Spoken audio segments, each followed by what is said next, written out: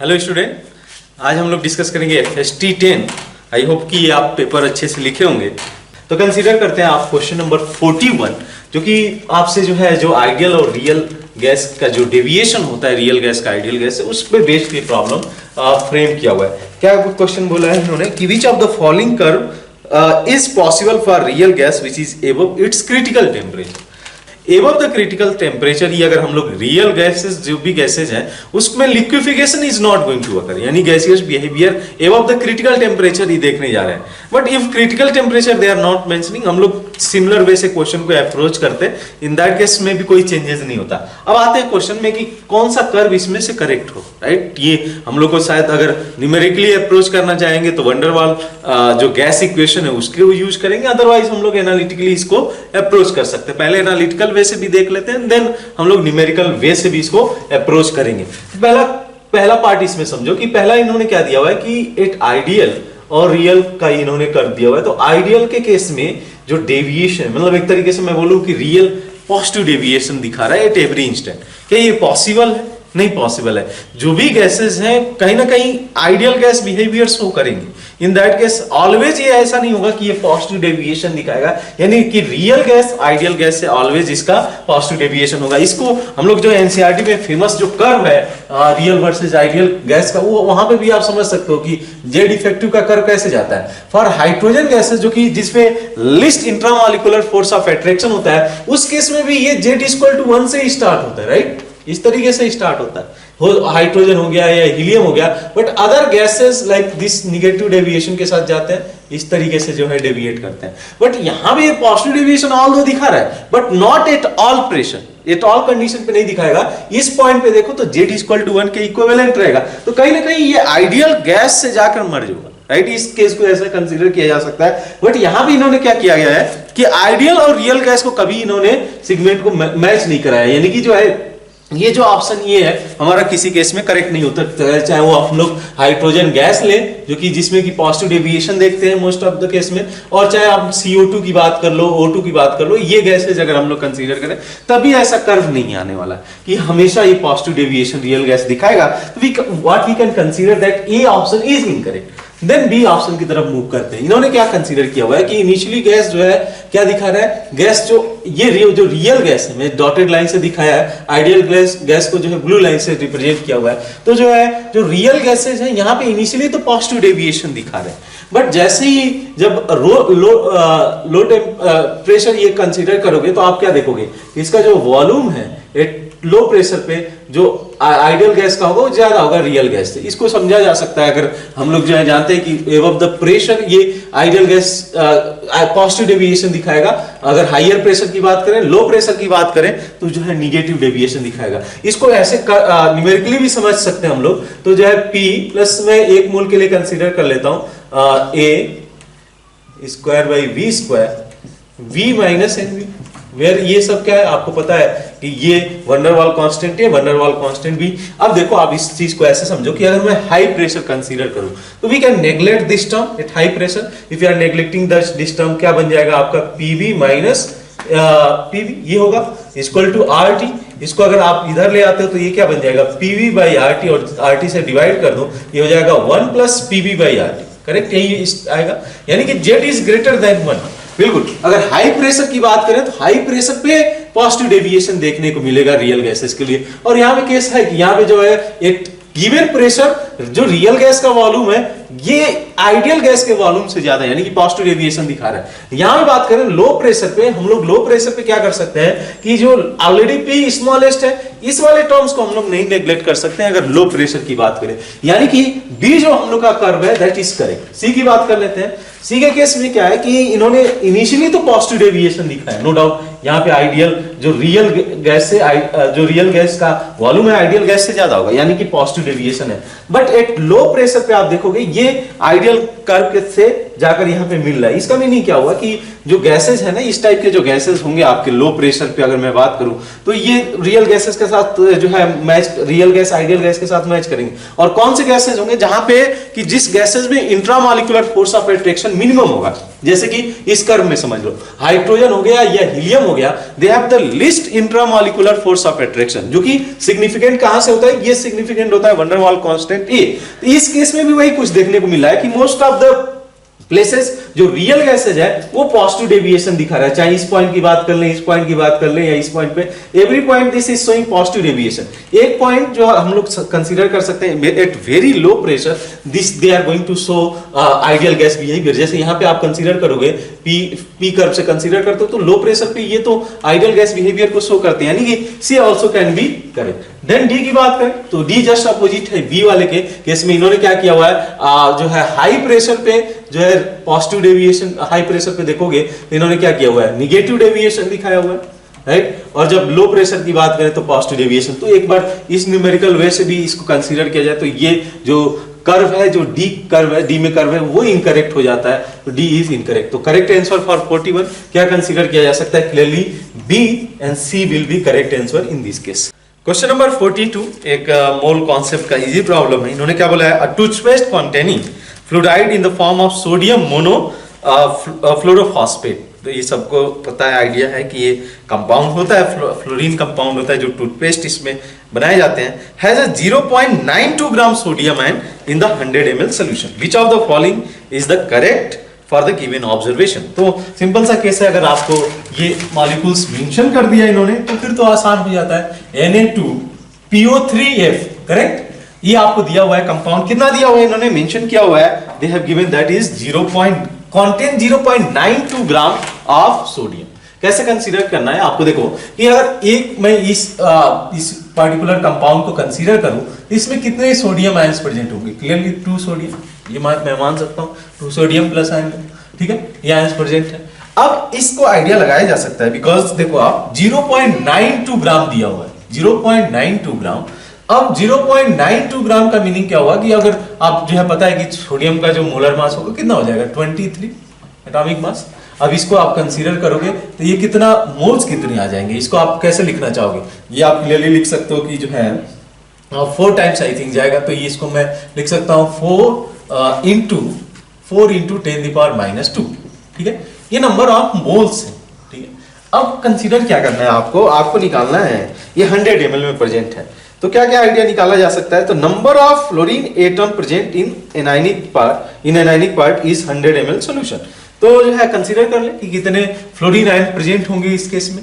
तो आप कैसे ले सकते हो, आप जो है इस केस में फ्लोराइड का देखो आप कि फ्लोराइड कितना प्रेजेंट होगा, जब मैं कंसीडर कर रहा हूं एक सोडियम, इतना सोडियम मोल्स प्रेजेंट है सोडियम के, तो इस एक अगर मोल्स लेता हूं तो इसके 2 मोल्स आएंगे सोडियम के, कितने फ्लोराइड के आएंगे, ऑब्वियसली 1 आएंगे। तो मैं ये कंसीडर क्या कर सकता हूं क्या कि जो ये मोल्स हैं सोडियम प्लस आयन के, उससे जस्ट हाफ होगा फ्लोराइड आयन का, तो number of moles of F minus ion that is equal to how much, 2 × 10⁻², correct. अब जो है आपका करना क्या इस क्वेश्चन में, फिर आपको जो है निकालना है मॉलिक्यूल नंबर ऑफ आयंस निकालने हैं, तो इस नंबर ऑफ फ्लोरीन आयंस निकालने हैं, तो आप कैसे करोगे, इसको एवोगाड्रो से मल्टीप्लाई कर लो, number of F minus ion that is equal to how much, 2 × 10⁻² into Na means 6.023 into 10⁻23 that we can consider। अब यहाँ पे जो है कितना वैल्यू आ रहा है, ये आई थिंक 1.2 कंसीडर कर सकते हैं, 1.2 into 10⁻, कितना आ जाएगा 21, और जो है एक हम लोग यहाँ से जो है डेसिमल लिए तो 22 हो जाएगा। क्या ये पहला आंसर दिया, बिल्कुल ये ऑप्शन हम लोग का सही है, ये आंसर इज करेक्ट। बी की बात कर लेते हैं, इससे बी में क्या मेंशन किया हुआ है, the amount of sodium monofluorate ion is how much, in 100 ml they have mentioned 2.88 ग्राम, सही है क्या, ये देखते हैं हम लोग। तो जो है अब यहां से ये समझ सकते हो कि इतना मोल्स तो कितना था, सोडियम था, नंबर ऑफ मोल्स ऑफ क्या हो जाएगा, number of moles of Na2PO3F कितना हो जाएगा, इसको आप पता कितना हो जाएगा, बिल्कुल अगर ये 4 × 10⁻² मोल्स है तो ये कितना हो जाएगा 2 × 10⁻², सही है, बिल्कुल सही। अब इसमें क्या करना है, आपको पता करना है कि अमाउंट इसका कितना होगा, बिल्कुल निकाला जा सकता है, क्योंकि अगर इसके मोलर मास की बात करें, मोलर मास कितना हो जाएगा इसका, इस कंपाउंड का मोलर मास हो जाएगा 144 ग्राम, करेक्ट, पर मोल। अब हम लोग को यहाँ पे मोल पता है, इसके साथ मल्टीप्लाई कर लो तो मैं क्या निकाल सकता हूं, weight of Na2PO3F how much 2 into 10 the power minus 2 into 144 कितना आ जाएगा 1.44 into 2 कंसीडर किया जा सकता है दैट इज 2.88 ग्राम यानी आपका बी आंसर भी करेक्ट है। सी की बात कर लेते हैं। सी में इन्होंने क्या मेंशन किया है the concentration of Na2PO3F is 0.2 ग्राम।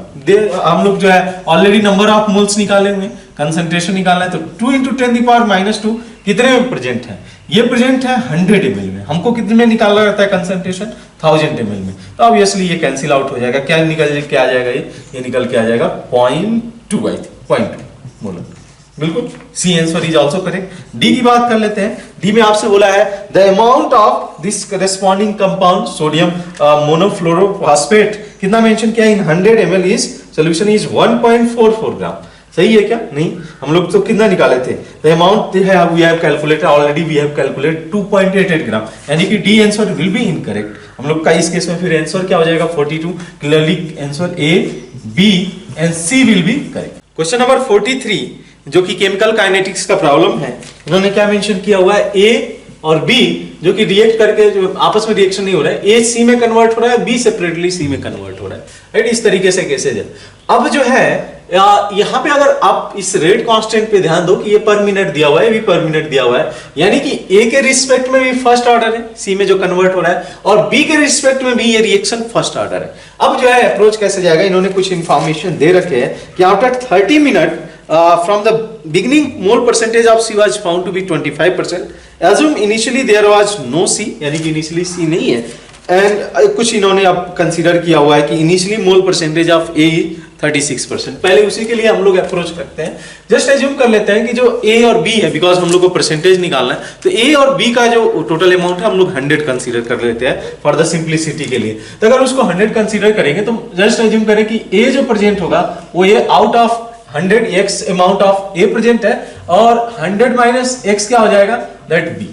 अब इस चीज को समझो कि 30% के बाद इसमें क्या चेंजेस हुआ कि जस्ट यहां से चेंजेस ये हुआ कि P जब हम लोग जो है रिएक्शन कराए 30 मिनट के बाद तो यहां से P डिसोसिएट हो गया और यहां से Q डिसोसिएट हो गया ठीक है इसको हम लोग कंसीडर कर सकते हैं। अब एक्सप्रेशन लिखते हैं। एक्सप्रेशन क्या होगा आपका सिंपल सा एक्सप्रेशन ये जाएगा जैसे कि K1 into T means 2 into 10 the power minus 2 जो है टाइम कितना दिया हुआ है इन्होंने time mention they have 30 minutes ठीक है। फर्स्ट रिएक्शन के लिए मैं लिखता हूं that is equal to ln initially concentration कितना था x और फाइनल कंसंट्रेशन क्या हो गया x minus p after 30 minute ठीक है। ये एक्सप्रेशन हो गया फर्स्ट ठीक है। ये नेक्स्ट आप जो है ट्राई करो सेकेंड के लिए b के लिए फॉर ये तो हो गया फॉर a फॉर b के लिए कंसीडर करते हैं फॉर b क्या हो जाएगा तो K2 यानी कि 5 into 10 the power minus 2 into 30 minute के बाद दिया हुआ है ln x by 100 minus x minus q ठीक है। ये सेकेंड एक्सप्रेशन हो गया। अब जो है इन्होंने कुछ वैल्यू दे रखा है e the power 0.6 दे रखा है बिकॉज ये तो वैल्यू आप देखोगे तो 0.6 आएगा और दूसरा इन्होंने e the power अगर हम लोग निकाले मेंशन किया हुआ है e the power 0.15 ये निकालोगे तो 0.15 आएगा क्लियरली ये 0.6 हो जाएगा और 0.15 आ जाएगा। अब इन दोनों इक्वेशन को आप सॉल्व करोगे तो एक्सप्रेशन आपको जो है सोल्यूशन क्या मिलेगा सोल्यूशन ये मिलेगा आप जो है क्लियरली देख सकते हो कि इसको सॉल्व करने पे p प्लस q आ जाएगा आपका 25 और x आ जाएगा आपका 36 ठीक है। तो यही तो हमसे पूछा था क्वेश्चन ऑप्शन ए में कि the percentage of x is 36% and percentage of b will be 100 minus 36 यानी कि कितना हो जाएगा इनिशियल कंसंट्रेशन आप निकाल सकते हो ये 64%। तो इसी के साथ हम लोग बोल सकते हैं कि ऑप्शन ए करेक्ट है ऑप्शन बी इनकरेक्ट है। तो सेकेंड पार्ट के लिए चलते हैं राइट तो ए करेक्ट है बी इनकरेक्ट है। सेकेंड पार्ट की तरफ चलते हैं। इन्होंने बोला है कि mole percentage of C after the 50 minute of reaction. तो दूसरा अब कंसीडर करते हैं कि कितने क्योंकि P प्लस क्यू होगा क्या P प्लस क्यू हम लोग को निकालना है। तो जो है बोला गया कि जब हम लोगों ने ये कैलकुलेट कर रखा है तो बोला गया कि आफ्टर 50 मिनट के बाद कितने अमाउंट ऑफ करेस्पॉन्डिंग P होंगे और सॉरी P और Q का समेशन हम लोग निकाल देंगे तो C का परसेंटेज आ जाएगा मोल परसेंटेज। आते हैं अप्रोच करते हैं इसमें। इसके लिए भी उसी एक्सप्रेशन के लिए जाएंगे। कैसे जाएगा एक्सप्रेशन कि 2 into 10 the power minus 2 time they have mention that is 50 minute 50 minute consider कर लो ऑफ ln ठीक है। तो initial concentration we have taken 36, correct, और यहां से 36 माइनस क्या हो जाएगा, P, ये हो जाएगा, ये एक्सप्रेशन हो गया। मैं इसको थर्ड कंसीडर कर लेता हूं, यही होगा कि P डिसोसिएट हो गया आउट ऑफ 36, P जो मोल्स हैं वो डिसोसिएट होकर C में कन्वर्ट हुए।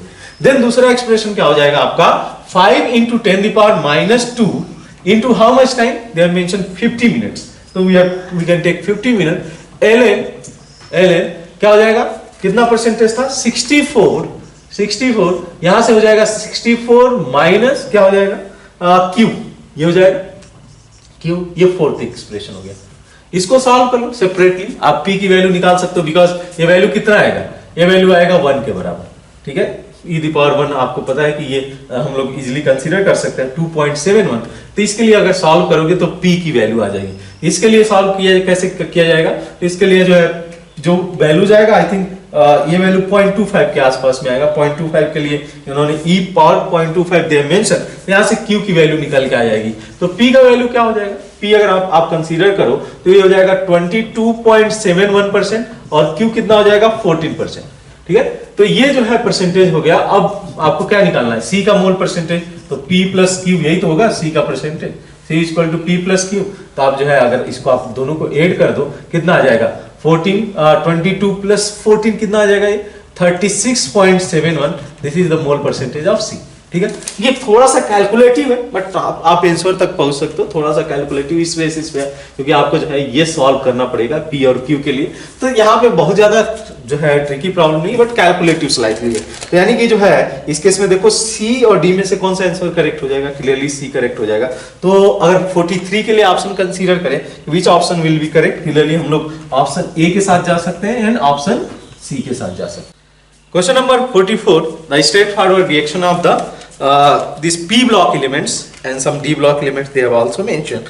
What we have mentioned, they have mentioned the first option, अगर आप देखो तो इसमें मेंशन इन्होंने किया हुआ है कि AgCl with a liquid ammonia form a complex, correct है ये कि AgCl को ऑप्शन ए में इन्होंने मेंशन किया हुआ है कि AgCl को अगर आप अमोनिया के साथ ट्रीट करते हो लाइक NH3 तो ये कॉम्प्लेक्स फॉर्म करता है, बिल्कुल करेक्ट है।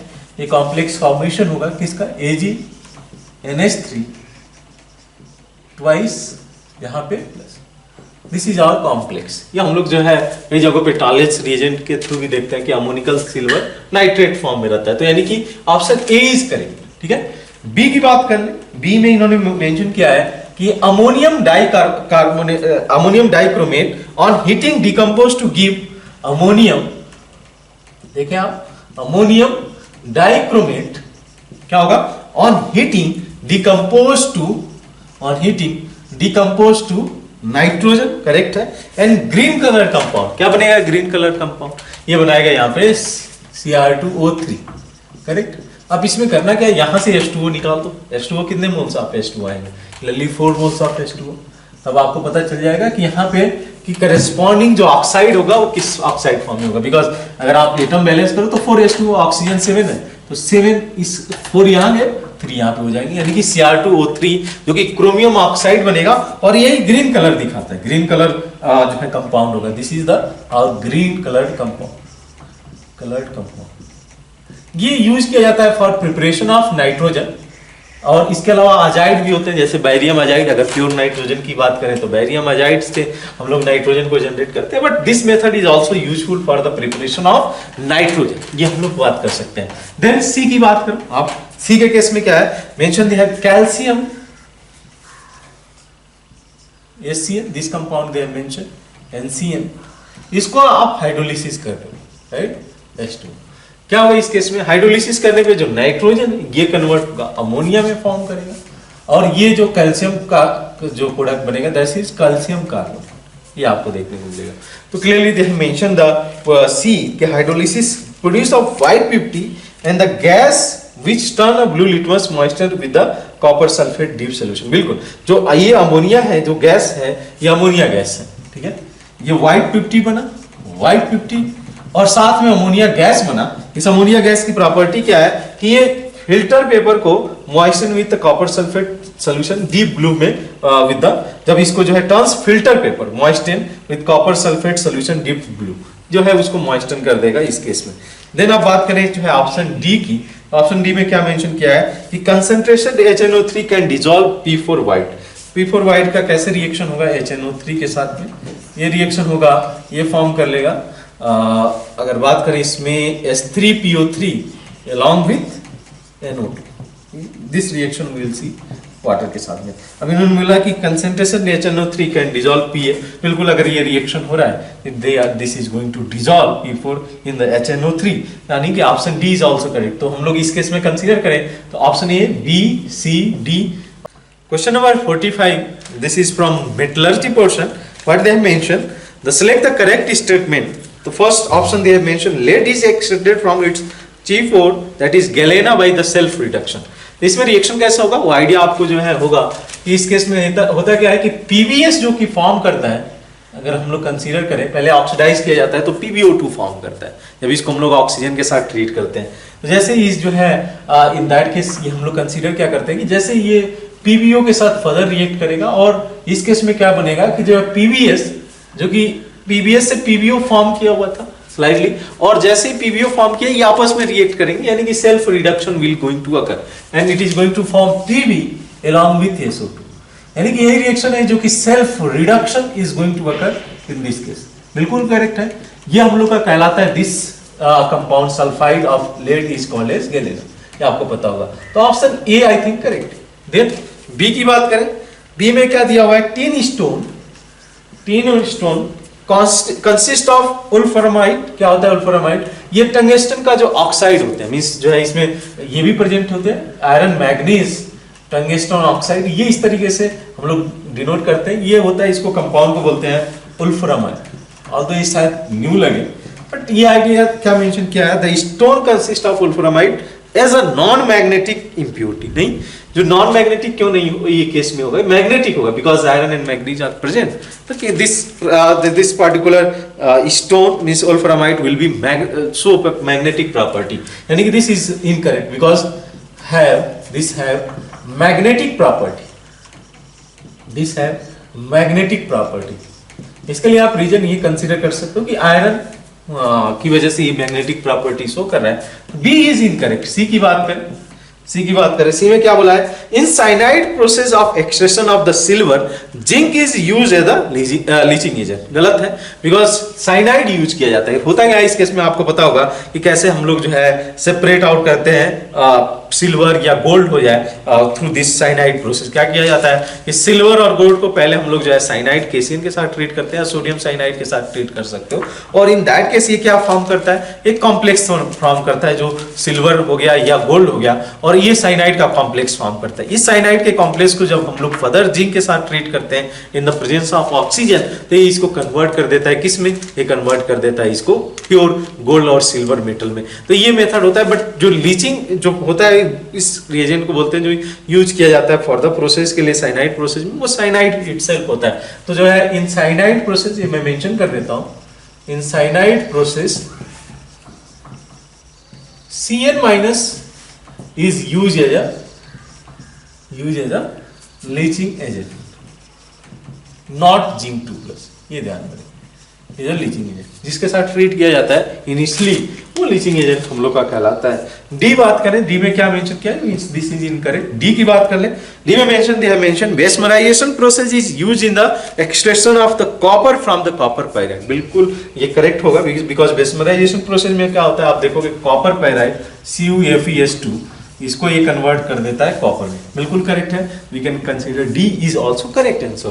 तो क्लियरली इस केस में A along with D answer will be correct. Question number 46 बोला गया है कि choose the correct option of molecule in the view of chemical bonding. तो जो है इन्होंने ये एलिन मॉलिक्यूल दे रखा है कंसेक्यूटिव, जिसमें कि पाई बॉन्ड प्रेजेंट होता है, और इन दैट केस आपको जो है स्ट्रक्चरली इसको देखना पड़ेगा कि how the atoms are arrange in this molecule. उसके बेसिस पे आप आइडिया लगा सकते हो कि is this molecule is planar और non planar, is the dipole moment is going to be zero और नॉन जीरो।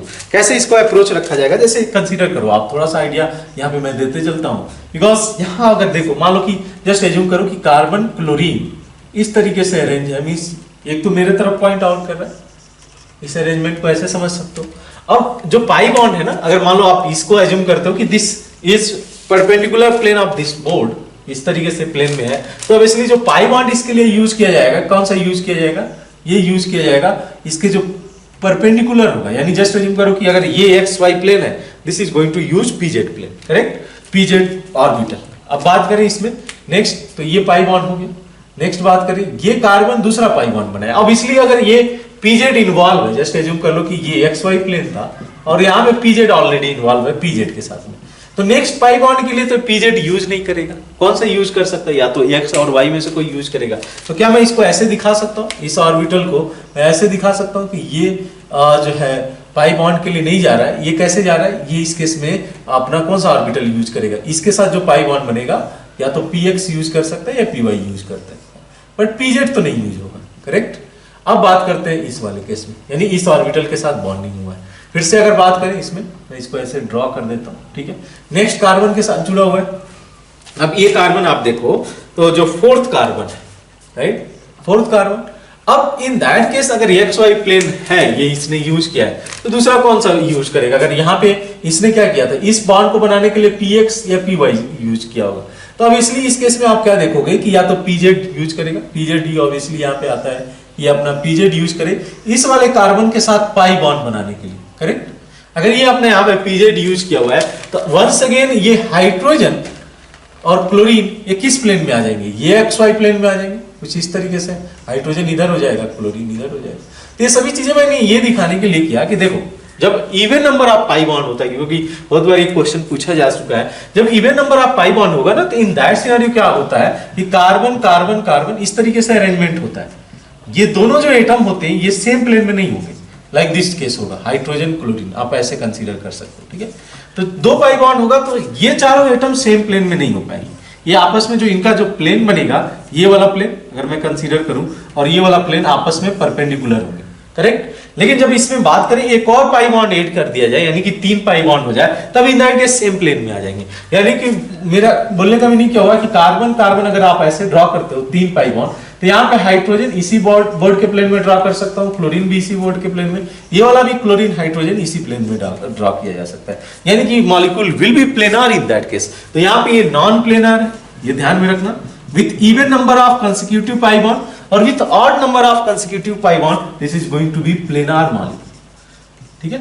यानी कि यहां से तो सॉर्ट आउट हो जाता है कि प्लेनार मॉलिक्यूल है, यानी कि ऑप्शन सी करेक्ट है। डायपोल मोमेंट की भी बात कर लें तो ये इसको कैंसिल आउट करेगा, बिल्कुल यहां से ये बॉन्ड का कैंसिल आउट करेगा। तो ये अगर सिमेट्रिकल है तो यहाँ पे mu is also going to be zero, mu is also going to be zero. कौन सा आंसर करेक्ट हो जाएगा? क्लियरली आप जो है इस केस में 46 के लिए C and D answer we can consider as a correct. Question number 47 जो इन्होंने एक तरीके से साइमल्टेनियस इक्विलिब्रियम को मर्ज कराया हुआ है, नॉर्मल जो इक्विलिब्रियम हम लोग कंसीडर करते हैं, इसमें इन्होंने क्या किया, इनिशियल एक नॉर्मल इक्विलिब्रियम को कंसीडर किया and then we have to solve the simultaneous equilibrium. तो आते हैं इसमें क्वेश्चन में बोला है कि an amount of 0.2 mole each of the A2 B2 is introduced in the sealed flask, यानी कि 0.t is equal to 0, they have taken this is 0.2, this they have taken 0.2 mole। अब इन दैट सिनेरियो क्या बोला है कि and heated up to 200 Kelvin, then the following equilibrium is established. At equilibrium, the moles of AB is 0.3 moles. At this stage, 0.1 mole of C2 is introduced and added, and new equilibrium is established. At new equilibrium, moles of, यानी कि कुछ information दिया। आप approach कैसे रखोगे? आपको ये दो टर्म्स निकालने आना चाहिए। एट इक्विलिब्रियम कंडीशन पे अगर कंसंट्रेशन पता कर रहे हो तो फिर आपके लिए आसान हो जाता है। एट इज इक्वल टू 0, ये हम लोग रिएक्शन स्टार्ट किए इक्विलिब्रियम कंडीशन पे। एट इक्विलिब्रियम क्या होगा? एट इक्विलिब्रियम कंडीशन आइडिया ये होगा 0.2 माइनस एक्स, यहाँ से जो है डिसोसिएट हो जाएगा और यहाँ से 0.2 माइनस एक्स डिसोसिएट हो जाएगा, करेक्ट है। और ये कितना फॉर्म कर लेगा? 2x। अब आपको क्वेश्चन में क्या दिया हुआ है कि at equilibrium the moles of AB is 0.3 moles. निकाला जा सकता है अगर बोला गया है कि 2x मींस एट इक्विलिब्रियम आपको AB दिया हुआ है, यानी एट इक्विलिब्रियम क्या होगा? 2x की वैल्यू हो जाएगी। कितना मेंशन किया है? They have mention how much moles? They have mention 0.3 moles. x की वैल्यू नहीं आ जाएगी तो x हो जाएगा आपका 0.15। अब यहाँ पे रख दो, अगर x की वैल्यू 0.15 रखते हो तो ये कितना हो जाएगा? 0.05 और ये कितना हो जाएगा? 0.05। इक्विलिब्रियम कांस्टेंट Kc लिखा जाए, Kc क्या हो जाएगा? तो जो है 0.3 how much divide by v, concentration रखना पड़ेगा आपको, by square divide by 0.15 by v into sorry 0.05 by v into 0.05 by v। Solve किया जा सकता है, इसको सॉल्व कर सकते हैं बिल्कुल। v कैंसिल आउट हो जाएगा यहाँ से, तो ये आपका बन जाएगा 9 इंटू 10⁻⁻2 बिल्कुल। और यहाँ इसको क्या लिख सकते हो आप 5 into 25 into 10⁻⁻, how much that will be 25 into 10⁻⁻4 आई, तो जो है 10⁻⁻4 करेक्ट है। इसको आप सॉल्व कर लो, कितना हो जाएगा, ये हो जाएगा 900/25, 900/25 यानी कि 36। तो यहाँ पे आपको मेंशन भी किया है कि equilibrium constant for the first reaction is 36, यानी कि ऑप्शन ए करेक्ट है। देन आगे मूव करते हैं, ऑप्शन नेक्स्ट ऑप्शन की बात करते हैं। तो अब जो है ये तो रहा नॉर्मल एक इक्विलिब्रियम, अब साइमल्टेनियस इक्विलिब्रियम अकर हो रहा है, बिकॉज ए V2 के साथ रिएक्ट करके इस दिस पॉइंट पे AB फॉर्म कर रहा है, A2 C2 के साथ रिएक्ट करके 2AB, there will be some changes in the equilibrium, shift करेगा, but equilibrium constant remain same, इसमें कोई चेंजेस नहीं होगा। तो बेसिकली हम लोग के इस केस में क्या होगा कि दो इक्वेशन चाहिए होगा, एक तो यहीं से आ जाएगा because already we have calculated equilibrium constant, तो ये फर्स्ट रिएक्शन के लिए हम लोग को पता है। सेकंड एक इंफॉर्मेशन चाहिए, and they have mention that second information कि at the new equilibrium the number of moles of AB is become 0.24 moles, यानी कि जो है इक्विलिब्रियम पे 0.24 मोल मेंशन कर रहा है। तो अब फिर से स्टार्ट करते हैं, क्या केस है कि ये t = 0 0.2 था, AB 0.2 था। अब इससे आप कंसीडर करो कि x इस रिएक्शन के लिए डिसोसिएट हुआ, तो x रिएक्शन अगर डिसोसिएट हुआ तो ये कितना फॉर्म कर लेगा 2x, नो डाउट। x1 मैं ले लेता हूं फॉर द टाइमिंग के लिए, आप जो है चाहो तो इसको a और b कंसीडर कर सकते हो, वो ज्यादा आपके लिए सही रहेगा। तो मैं ले लेता हूं इससे a डिसोसिएट हुआ, यहां से ये फॉर्म किया 2a, करेक्ट। अब बात करते हैं सेकेंड रिएक्शन के लिए। A2 not only in this reaction में इन्वॉल्व है, इस रिएक्शन में इन्वॉल्व है, तो 0.2 माइनस a, ये तो जो है जा ही रहा था b माइनस b, इसलिए मैं कर रहा हूं बिकॉज ये b C2 के साथ रिएक्ट किया होगा। यहां पे क्या हो जाएगा, C2 को इन्होंने कितना इन्वॉल्व किया है, C2 बोला है कि 0.1 मोल लिया था, तो 0.1 मोल C2 से अगर मैं अज्यूम करूं कि जस्ट अज्यूम करूं कि b मोल डिसोसिएट हुआ बिकॉज इसके लिए b ले रहे हैं, यहां से b, यहां क्या बन जाएगा 2b। अब आप क्लियरली आप देख सकते हो कि अगर इन दोनों इक्वेशन को कंसीडर करो तो आपको जो है दो वेरिएबल दिख रहे हैं a और b, और दो वेरिएबल को सॉल्व करने के लिए दो इक्वेशन भी चाहिए। कैसे एक्सप्रेशन बनाएंगे, तो पहले तो इसी इंफॉर्मेशन को यूज कर लेते हैं। क्या हो जाएगा इस केस में आपका, ये हो जाएगा 2a, राइट, कुछ और इसमें इजी है। हाँ, यहाँ पे इंफॉर्मेशन दिया है कि at new equilibrium the moles of AB become 0.24, यानी कि यहां से आइडिया ये आ जा रहा है कि 2a = 0.24, यानी कि a क्या हो जाएगा, a = 0.12, ये तो आइडिया आ रहा है। अब हम लोग को b को कैलकुलेट करना है, तो b को कैसे कैलकुलेट किया जाएगा, तो अब a की वैल्यू आप रख लो तो इजी रहेगा यहां से कैलकुलेट करना। क्या हो जाएगा इस केस में, तो जो है 0. आपका हो जाएगा ये हाउ मच 0.24, ये कंसीडर करोगे आप a की वैल्यू, ठीक, a = 0.12, यानी कि ये हो जाएगा आपका 0.08 माइनस b, ये कितना हो जाएगा, ये हो जाएगा आपका 0.1 मींस 0.08, और ये कितना है, ये तो आपको मेंशन है 0.24। अब जो है आपको पता है कि इसके लिए जो Kc वैल्यू है we have calculated from previous reaction that is equal to 36। करना क्या, आप जो है इसके लिए लिख लो Kc = 36, that how much they have given 0.24 concentration of AB² divide by how much volume, आप देखो कैंसिल आउट हो जाएगा, तो I am not mentioning that one, 0.8 into 0.08 into b, correct, यही होगा। इसके लिए सॉल्व किया जा सकता है, तो यहां से अगर आप कंसीडर करते हो तो ये तो आ गया, ये b के लिए हम लोग सॉल्व कर सकते हैं, इस एक्सप्रेशन से बिल्कुल सॉल्व किया जा सकता है। b कितना आएगा, आई थिंक अगर इसको सॉल्व करते हो तो जो है 3 टाइम्स और 0.06 आ जाएगा। 36 के लिए आप सॉल्व करना, यहाँ से 0.06 आई थिंक आंसर ये आपका आ जाएगा, ठीक है। तो अब a और b आ चुका है, इस वैल्यूज को आप दूसरे एक्सप्रेशन के लिए रख लो। कैसे रखा जाएगा, तो 0.2 माइनस 0.18 हो जाएगा, क्योंकि ये माइनस है, तो यानी कि ये कितना हो जाएगा वैल्यू आपका 0.02, करेक्ट। 0.1 माइनस 0.0 यानी कि 0.04 हो गया, करेक्ट। और 2b की वैल्यू क्या हो जाएगा 0.12, ठीक है। अब आप Kc निकाल दो इस एक्सप्रेशन के लिए। Kc क्या हो जाएगा इस सेकेंड एक्सप्रेशन के लिए, Kc आपको कैलकुलेट करना है, कितना हो जाएगा Kc, that is equal to 0.12², volume cancel हो जाएगा, that's why I am not mentioning here, 0.02 into 0.04, correct, ये हो जाएगा। अब जो है इसको निकाल दो, कितना आ रहा है वैल्यू, आई थिंक इसको अगर आप सॉल्व करते हो तो जस्ट मेंशन कर देता हूँ इसको 144, यानी कि इसको मैं ऐसे लिख देता हूँ ताकि आसान है। 12 into 12 into 10 the power how much, 10 the power minus 4। ये क्या हो जाएगा, ये हो जाएगा 48 into 10 the power minus 4, 10 the power minus 4 cancel, और जो है आपके पास बचा 4, तो ये 2 टाइम्स जाएगा, ये 3 और इसको 2 टाइम्स 6, यानी कि ये हो जाएगा 18। कौन सा आंसर करेक्ट है? बिल्कुल, the equilibrium constant for the second reaction is 18, D answer is correct. तो यहाँ से ए और डी हम लोग का टोटल, इस केस में ए और D option will be correct. Question number 48 इन्होंने मेंशन किया है, the radial distribution probability distribution function PR is used to determine the most probable radius which is used to find the electron in the given orbital. DPR को जो है for the 1s orbital they have mentioned this, they have mentioned the DR differential form DPR, इस इसको जो है differentiate करने के बाद जो टर्म्स बच रहा है वो बन रहा है 4ZQ divide by A0Q 2R minus 2ZR square by A0 e the power minus 2ZR by A0। ये कंप्लीट एक्सप्रेशन है आपका, दैट इज डिफरेंशियल फॉर्म इन्होंने रखा हुआ है। PR हम लोग का जो है प्रोबेबिलिटी डेंसिटी फंक्शन है, लेकिन इसका ये डिफरेंशिएशन करने के बाद आया रेडियल प्रोबेबिलिटी डेंसिटी फंक्शन का, प्रोबेबिलिटी डिस्ट्रीब्यूशन फंक्शन का आफ्टर द डिफरेंशिएटिंग।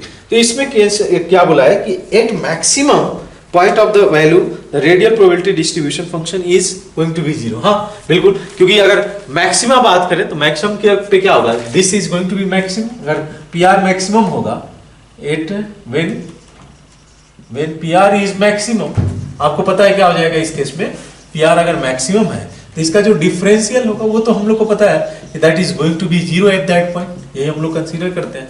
तो जो है ये करेक्ट है कि जो है value of radial probability distribution function DPR is equal to 0, correct है। देन अब बात करते हैं इसमें बी का, option B most probable radius of lithium 2+ is A0/3। कैसे इसमें जाए, इसमें तो ये तो 0 हो जाएगा। मोस्ट प्रोबेबल अगर रेडियस की बात करें तो इन दैट केस ये जो फंक्शन है ये 0 होना चाहिए इन दैट पॉइंट। हम लोग का एक्सप्रेशन क्या बन के आएगा फाइनली, एक्सप्रेशन कुछ ऐसे बन के आएगा, अगर सभी चीज टर्म्स को 0 करो, ये तो टर्म 0 होगा नहीं, ये टर्म 0 होगा नहीं, तो अगर DPR बाई इसको 0 किया जाए DR यार इसको अगर 0 किया जाए हम लोग का टर्म्स क्या बन के आएगा, इस केस में आपका टर्म बन के आएगा 2R that is equal to 2R 2ZR square by A0, यही एक्सप्रेशन बन के आएगा। ये 2 और 2 कैंसिल हो जाएगा, R कैंसिल हो जाएगा आपका, ये क्या बन जाएगा, ये आपका बन जाएगा A0/Z, R is equal to A0/Z। ये क्या है, A0/Z क्या है, ये मोस्ट प्रोबेबल डिस्टेंस है, या एक तरीके से बोलते हैं रेडियस है, most probable radius of lithium 2+। निकाल दे इसमें, तो जो है अगर R की बात करें फॉर लिथियम के लिए, R लिथियम कितना हो जाएगा आपको पता है, लिथियम बेसिकली लिथियम हम लोग क्या कंसीडर कर रहे हैं, lithium 2+, because mono electron system लेना है, सिंगल इलेक्ट्रॉन सिस्टम, तो A0 बाई लिथियम का हम लोग को पता है एटॉमिक नंबर 3, यानी कि they have mention B answer is also correct. D की बात कर ले, most probable radius for helium plus के केस में क्या हो जाएगा, A0 by how much, they have mention Z is equal to 2, A0/2। Clearly आप जो है ऑप्शन की बात करें 48 में we can go with option A, option B, option C. Question number 49 from coordination compound इन्होंने मेंशन किया हुआ है, एक तो कोबाल्ट का जो है इन्होंने कॉम्प्लेक्स मेंशन किया हुआ है जो है SCN- के साथ में, और दूसरा जो है DMG के साथ में निकेल का कॉम्प्लेक्स है। तो ये कॉम्प्लेक्स X फॉर्म कर रहा है, दूसरा कॉम्प्लेक्स Y। इन्होंने मेंशन क्या किया कि जो है the coordination number of complex X and complex Y they have mentioned is 4, यानी कि जो है या तो टेट्राहेड्रल कॉम्प्लेक्स हो सकता है या स्क्वायर प्लेनार कॉम्प्लेक्स ही होगा। अब ये कैसे डिसाइड किया जाएगा, अगर आपको आइडिया है तो इस केस में SCN- क्या है आपका, वीक फील्ड लिगेंड है, वीक फील्ड लिगेंड, और ये आपका क्या है, स्ट्रॉन्ग फील्ड लिगेंड। तो अब इसलिए इस केस में आप क्या देखोगे, कोबाल्ट 2+ के केस में ये जो है जो शेप होगा टेट्राहेड्रल होगा और इसमें स्क्वायर प्लेनार होगा, इसमें पेयरिंग अगर होगा, इसमें पेयरिंग नहीं होगा। ये जो है डिफरेंसेस आप देखेंगे। तो थोड़ा सा स्ट्रक्चर की बात करें हम लोग बिफोर दैट, कि कंपाउंड X की बात करें, कंपाउंड X क्या बन के आ रहा है आपका, ये कोबाल्ट का कॉम्प्लेक्स बन के आएगा, SCN जो है 4 टेट्राहेड्रल कॉम्प्लेक्स है, because coordination number they have mention, और ये मोनोडेंटेड लिगेंड है, ये तो आइडिया है। तो अब यहाँ पे चार्ज कितना जनरेट होगा, आई थिंक कोबाल्ट +2 है, तो this is going to generate 2- charge. दूसरा बात करें Y का केस में क्या हो जाएगा, तो ये जो है डाइमिथाइल ग्लाइऑक्समेट के साथ कंपाउंड बना रहा है, तो जो है ये जो है बाइडेंडेंट लिगेंड है। अभी इसको स्ट्रक्चर के थ्रू भी हम लोग ड्रॉ कर लेंगे तो आइडिया लग जाएगा। तो अगर बाइडेंडेंट लिगेंड है तो इसको फॉर्मूला कैसे लिखा जाएगा, NiDMg twice how much, y के केस में। अब बात करते हैं इसके स्ट्रक्चर की, ठीक है। तो ये तो पता चल गया कि ऑप्शन ये जो हम लोग का है दैट इज करेक्ट। बी की बात करें तो कॉम्प्लेक्स इन्होंने मेंशन क्या किया हुआ है बी का कि कॉम्प्लेक्स एक्स इज टेट्राहेड्रल। बिल्कुल, अगर ये वीक फील्ड लिगेंड है तो अब इसलिए जो है कोबाल्ट जो है इस तरीके से HCN के साथ बॉन्डेड रहेगा टेट्राहेड्रल शेप में, HCN एंड HCN, ये केस होगा, ठीक है। नेट आप जो है इस पे +2 चार्ज दिखा सकते हो, ठीक है। वाई की बात कर ले तो ये स्ट्रक्चर कैसा होगा, ये स्ट्रक्चर कुछ ऐसे देखने को मिलेगा। जो निकेल है ये बॉन्डेड होगा कुछ इस तरीके से। बनाइए इसको एक बार ड्रॉ करते हैं आपके लिए। तो कुछ ऐसे केस होगा नाइट्रोजन, ठीक है, नाइट्रोजन इस तरीके से बॉन्डेड है, नाइट्रोजन क्लाइऑक्सिमेट का जो दूसरा मॉलिक्यूल है ऐसे बॉन्डेड। अब इस स्ट्रक्चर को देखना कैसे ये स्ट्रक्चर आप ऑब्जर्व करोगे। यहाँ पे नाइट्रोजन के साथ आपका जो ग्रुप होगा इस तरीके से OH होगा, करेक्ट। यहाँ पे भी OH ही होगा। ये इसके साथ में हाइड्रोजन बॉन्डिंग में इन्वॉल्व होगा, लाइक दिस। ये कैसे जाएगा, फिर ये कैसे हो रहेगा, ये कुछ इस तरीके से रहेगा आपका जो ग्लाइऑक्सिमेट है, कुछ इस तरीके से डबल बॉन्ड ये और यहाँ पे कुछ इस तरीके से, ठीक है। ये केस हम लोग देखते हैं डाइमिथाइल ग्लाइऑक्सिमेट में। I think this will be the negative charge, यहाँ पे निगेटिव चार्ज होगा क्योंकि हाइड्रोजन बॉन्डिंग होगा। ये दो निगेटिव चार्ज उस ऑक्सीजन से आएंगे। वैसे ही मैं इधर भी बना सकता हूँ इसको, कैसे, तो ये जो है नाइट्रोजन डबल बॉन्ड ऐसे कुछ इस तरीके से, ठीक है। यहाँ पे फिर हाइड्रोजन बॉन्डिंग कैसे दिखाओगे, यहाँ पे ये OH होगा, ठीक है, और यहाँ पे ऑक्सीजन होगा, इसीलिए इसको ग्लाइऑक्सिमेट बोला जा रहा है। आयन है, आयनिक फॉर्म में, तो ये बॉन्डिंग होगा हाइड्रोजन बॉन्डिंग के केस में। तो ये क्लियरली आप देख सकते हो कि जो निकेल का जो कॉम्प्लेक्स है कुछ इस तरीके से डाइमिथाइल ग्लाइऑक्सिमेट के साथ कॉम्प्लेक्स बनाया हुआ है, जो है सिमेट्रिकल स्ट्रक्चर है। बट यहाँ ध्यान रखना कि ये जो ग्रुप है ये दोनों सिमेट्रिकल नहीं है, यानी कि यहाँ पे भी सिस ट्रांस हम लोग देखते हैं, जियोमेट्रिकल आइसोमरीज ऑब्जर्व करते हैं जब ये चारों ग्रुप सेम नहीं होता है। अगर ये सिमेट्रिकल होता है, यहाँ पे भी OH होता है, यहाँ पे होता तो जियोमेट्रिकल आइसोमरीज देखते हैं। तो बहुत लोगों ने ये डाउट पूछा था, इस वजह से मैं क्लियर कर रहा हूँ कि यहाँ पे GI भी ऑब्जर्व किया जा सकता है। तो बी ऑप्शन की बात करें तो no doubt this is the tetrahedral, ये टेट्राहेड्रल शेप हो गया।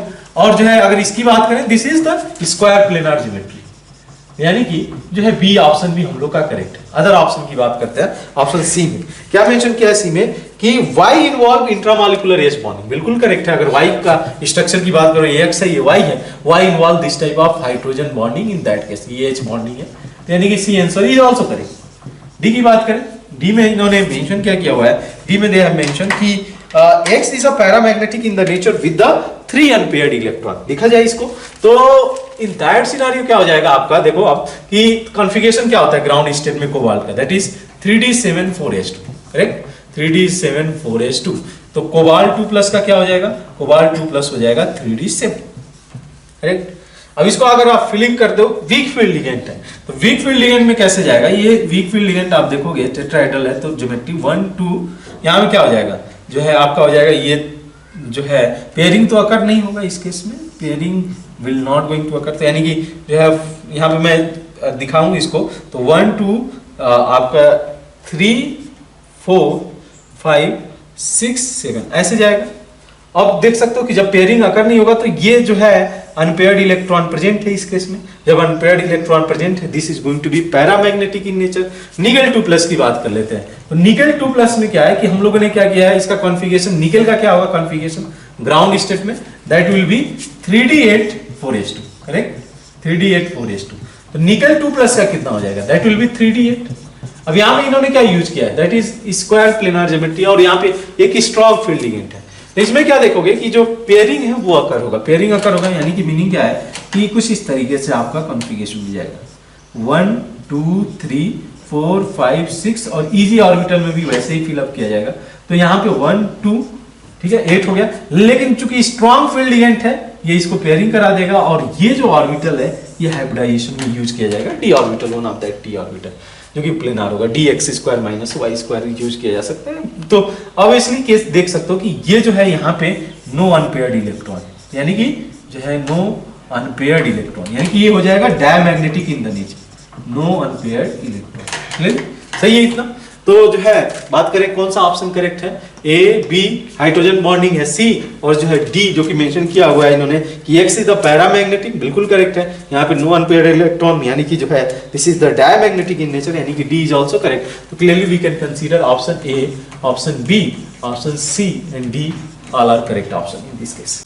क्वेश्चन नंबर 50, ये सॉलिड स्टेट का प्रॉब्लम क्या दिया हुआ है इन्होंने कि एक हाइपोथेटिकल सॉलिड जिसको इन्होंने मेंशन किया है A plus and B minus, और उसका इन्होंने मेंशन किया हुआ है कि has the radius, their ratio of their radius R plus और R माइनस का 2 माइनस रूट 2 यानी कि 0.14। This is exactly 0.414। इस केस में आप क्या देखोगे, क्या ऑब्जर्व करने के लिए, पहला कि B माइनस टचेस टोटल 18 है, कैसे टच करेगा, जैसे यहाँ पे B माइनस ये कौन सा स्ट्रक्चर के लिए जाएगा, this is rock salt like structure, यही होगा इस केस में, लाइक स्ट्रक्चर, यानी कि आप NaCl वाला जो स्ट्रक्चर है उसको कंसीडर कर सकते हो इसके लिए। तो आइए हम लोग इसमें देख लेते हैं कि एटम किस तरीके से अरेंज है। जैसे ऑप्शन ए में आपसे पूछा है कि B minus touches total 89 means including cation Na9। हम लोग को पता है कि NaCl सॉल्ट लाइक स्ट्रक्चर में आपका जो कोऑर्डिनेशन नंबर रहता है वो 6 रहता है, यानी कि जो Cl माइनस होता है 6 Na प्लस को टच करेगा एंड जो है Na प्लस 6 Cl माइनस को टच करेगा। तो देखते हैं इसमें टोटल आयंस इसमें पूछा कंसीडर करना है हम लोग को कैटायन अलॉन्ग विथ एनायन, तब बात करते हैं इसमें। जस्ट आप जो है ये Cl माइनस ले सकते हो, मैंने क्या किया एक एक्सटेंडेड यूनिट से लिया हुआ है, यानी कि जो एक ये पार्ट है A/2 से मैंने इसको इंक्रीज किया हुआ है, इस वाले पार्ट को मैंने एक्स्ट्रा जो है इसमें इंक्लूड किया हुआ है सच दैट कि आप इजीली इसको विजुअलाइज करो। तो ये तो रहा हम लोग का फेस सेंटर पे जो कि Cl माइनस आयन है, करेक्ट। अब इस Cl माइनस को टच करने वाले जो कैटायन है पहले मैं उसको दिखा देता हूँ, आइडिया लग जाएगा आपको। तो ये जो है 6 कैटायन होंगे, 1 then 2 then 3 4 5 and then this 6, यानी कि 6 जो है आपके कैटायन हो गए जो कि इस पर्टिकुलर Cl माइनस को टच करेंगे। अब बात करते हैं हम लोग कि एनायंस कौन कौन से हैं जो इसको टच करेंगे, because we have to find out total number of ions that will going to touch the B minus. अब इसमें बात करें तो जो है अपार्ट फ्रॉम 6 कैटायन जो आयंस इसको टच करने वाले हैं, ये वाले जो 4 एटम होंगे 1 2 देन 3 एंड देन 4, ये इसको टच करेंगे। आयंस एनायंस की बात कर रहा हूँ, 4 वो हो गए। उसके अलावा ये टच करेगा, राइट, ये तो हो गया 4 यहाँ से, ये उसके अलावा मैं कंसीडर करूँ तो ये आपका आ जाएगा 5 6 7 8, ये हो गए, मतलब जो है टोटल यहाँ से 4 हो गए। अब जो है और कहाँ से बाकी है, तो इसके बैक साइड वाले जो है इसके रिस्पेक्ट में मैं देखना चाह रहा हूँ, इसको कंसीडर कर रहा हूँ। उसको टच करने वाले और एटम ये हो जाएंगे 1 उसके अलावा 2 3 एंड 4, ठीक है। तो ये जो है टोटल 4 एटम यहाँ से आए हुए हैं। तो टोटल कंसीडर करते हैं इसमें कितने टोटल आयंस होंगे, अगर मैं कंसीडर करूं तो जो है 6 तो कैटायन हो गए, 6 कैटायन के अलावा 4 जो एनायन हैं उस वाले फेस से ही आ गए, उसी फेस से आ गए 4 एनायन। उसके अलावा मैं बात करूं और क्या हो जाएंगे, उसके अलावा जो बगल वाला फेस होगा वहां से एक कंसीडर किया जाएगा 4 एटम, और जस्ट उसके बगल वाला 4 एटम कंसीडर किया जाएगा। टोटल कितने हो जाएंगे, जो एनायन को टच करेंगे वो हो जाएंगे आपके टोटल 80, ठीक है। अब बात करते हैं इसमें कैटायनिक पार्ट को, क्योंकि ऑप्शन बी में बोला है कि कैटायन पार्ट टचेस टोटल 6 है, तो ऑब्वियसली यहाँ पे तो इसमें डाउट नहीं होना चाहिए कि एनायन जो कैटायन है वो यहाँ पे लाइज करेगा इस वाले बी पार्ट में, और इसको टच करने वाले जो आयंस हैं वो कितने हो जाएंगे, क्लियरली देख सकते हो कि जो भी ये ऑक्टाहेड्रल वॉइड बना रहा होगा 1 2 3 4 5 6, ये 6 एटम इसको टच कर रहे होंगे।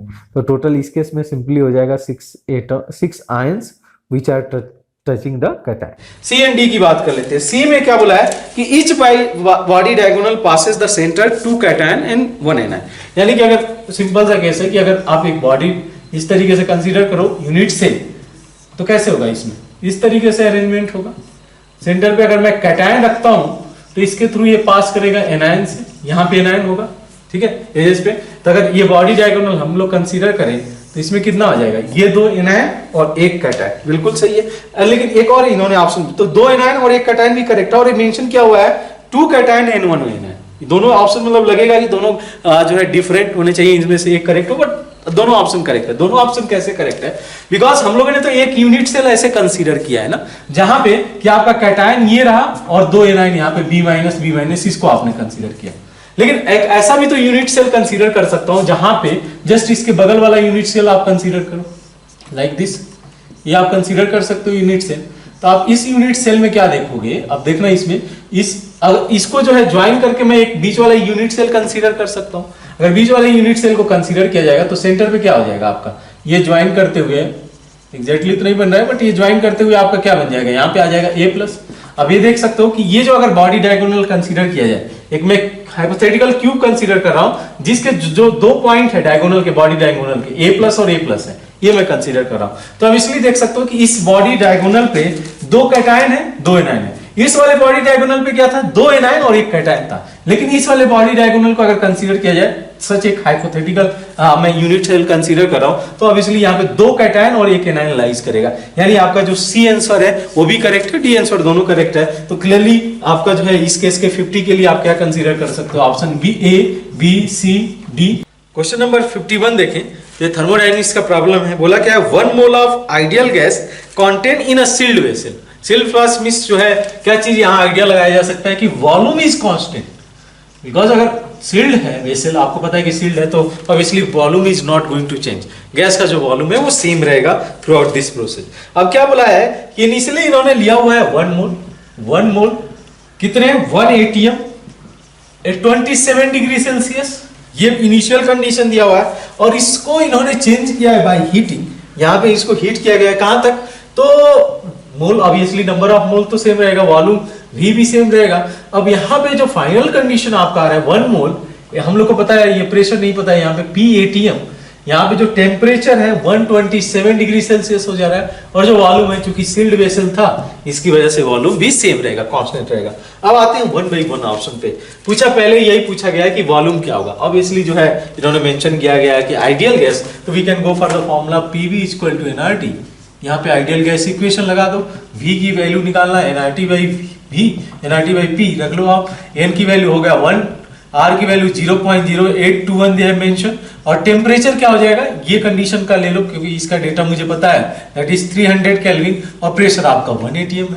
कितना आ जाएगा ये, आप क्लियरली सॉल्व करो तो नियर बाई ये वैल्यू आ रहा है 24.6 लीटर। क्या दिया हुआ है आंसर, 12.3 हाफ दिया हुआ है, गलत है, यानी कि आपका आंसर ये गलत हो जाएगा। ऑप्शन बी की बात करें, ऑप्शन बी भी हम लोग कंसीडर करें, यहाँ बोला है कि फाइनल प्रेशर इज 4/3।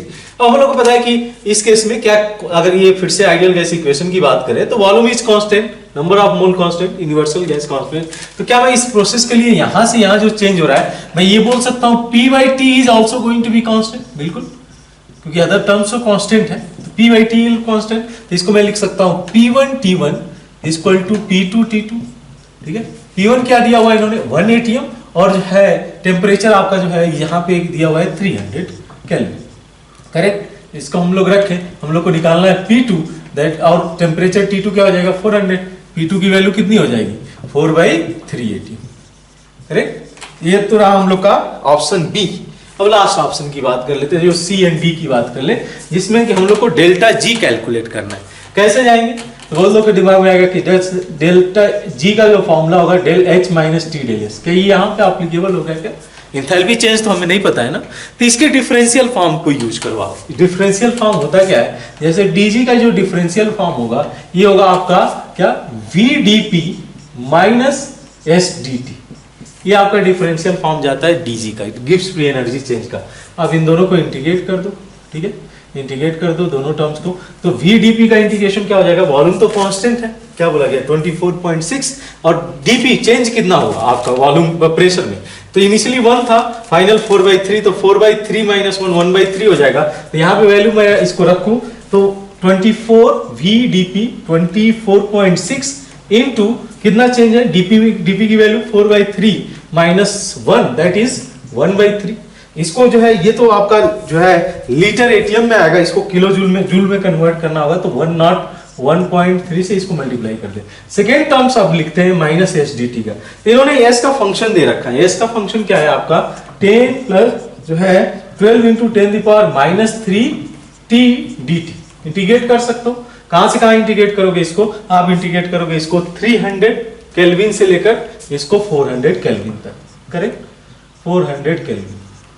इसको अगर आप सॉल्व करते हो तो फाइनली आप देख सकते हो कि इसको इंटीग्रेट कर सकते हो, 10t आ जाएगा और ये t स्क्वायर का फंक्शन हो जाएगा। आपको इसको अगर सॉल्व करते हो तो जो फाइनल वैल्यू आपको डेल जी की मिलेगी ये मिल जाएगा -589.34 किलो जूल, ये आपको वैल्यू मिल जाएगी, सॉरी जूल, ठीक है। तो आपका आंसर इस केस में क्या हो जाएगा, क्लियरली आप देख सकते हो B, answer will be B and answer C will be correct in this case.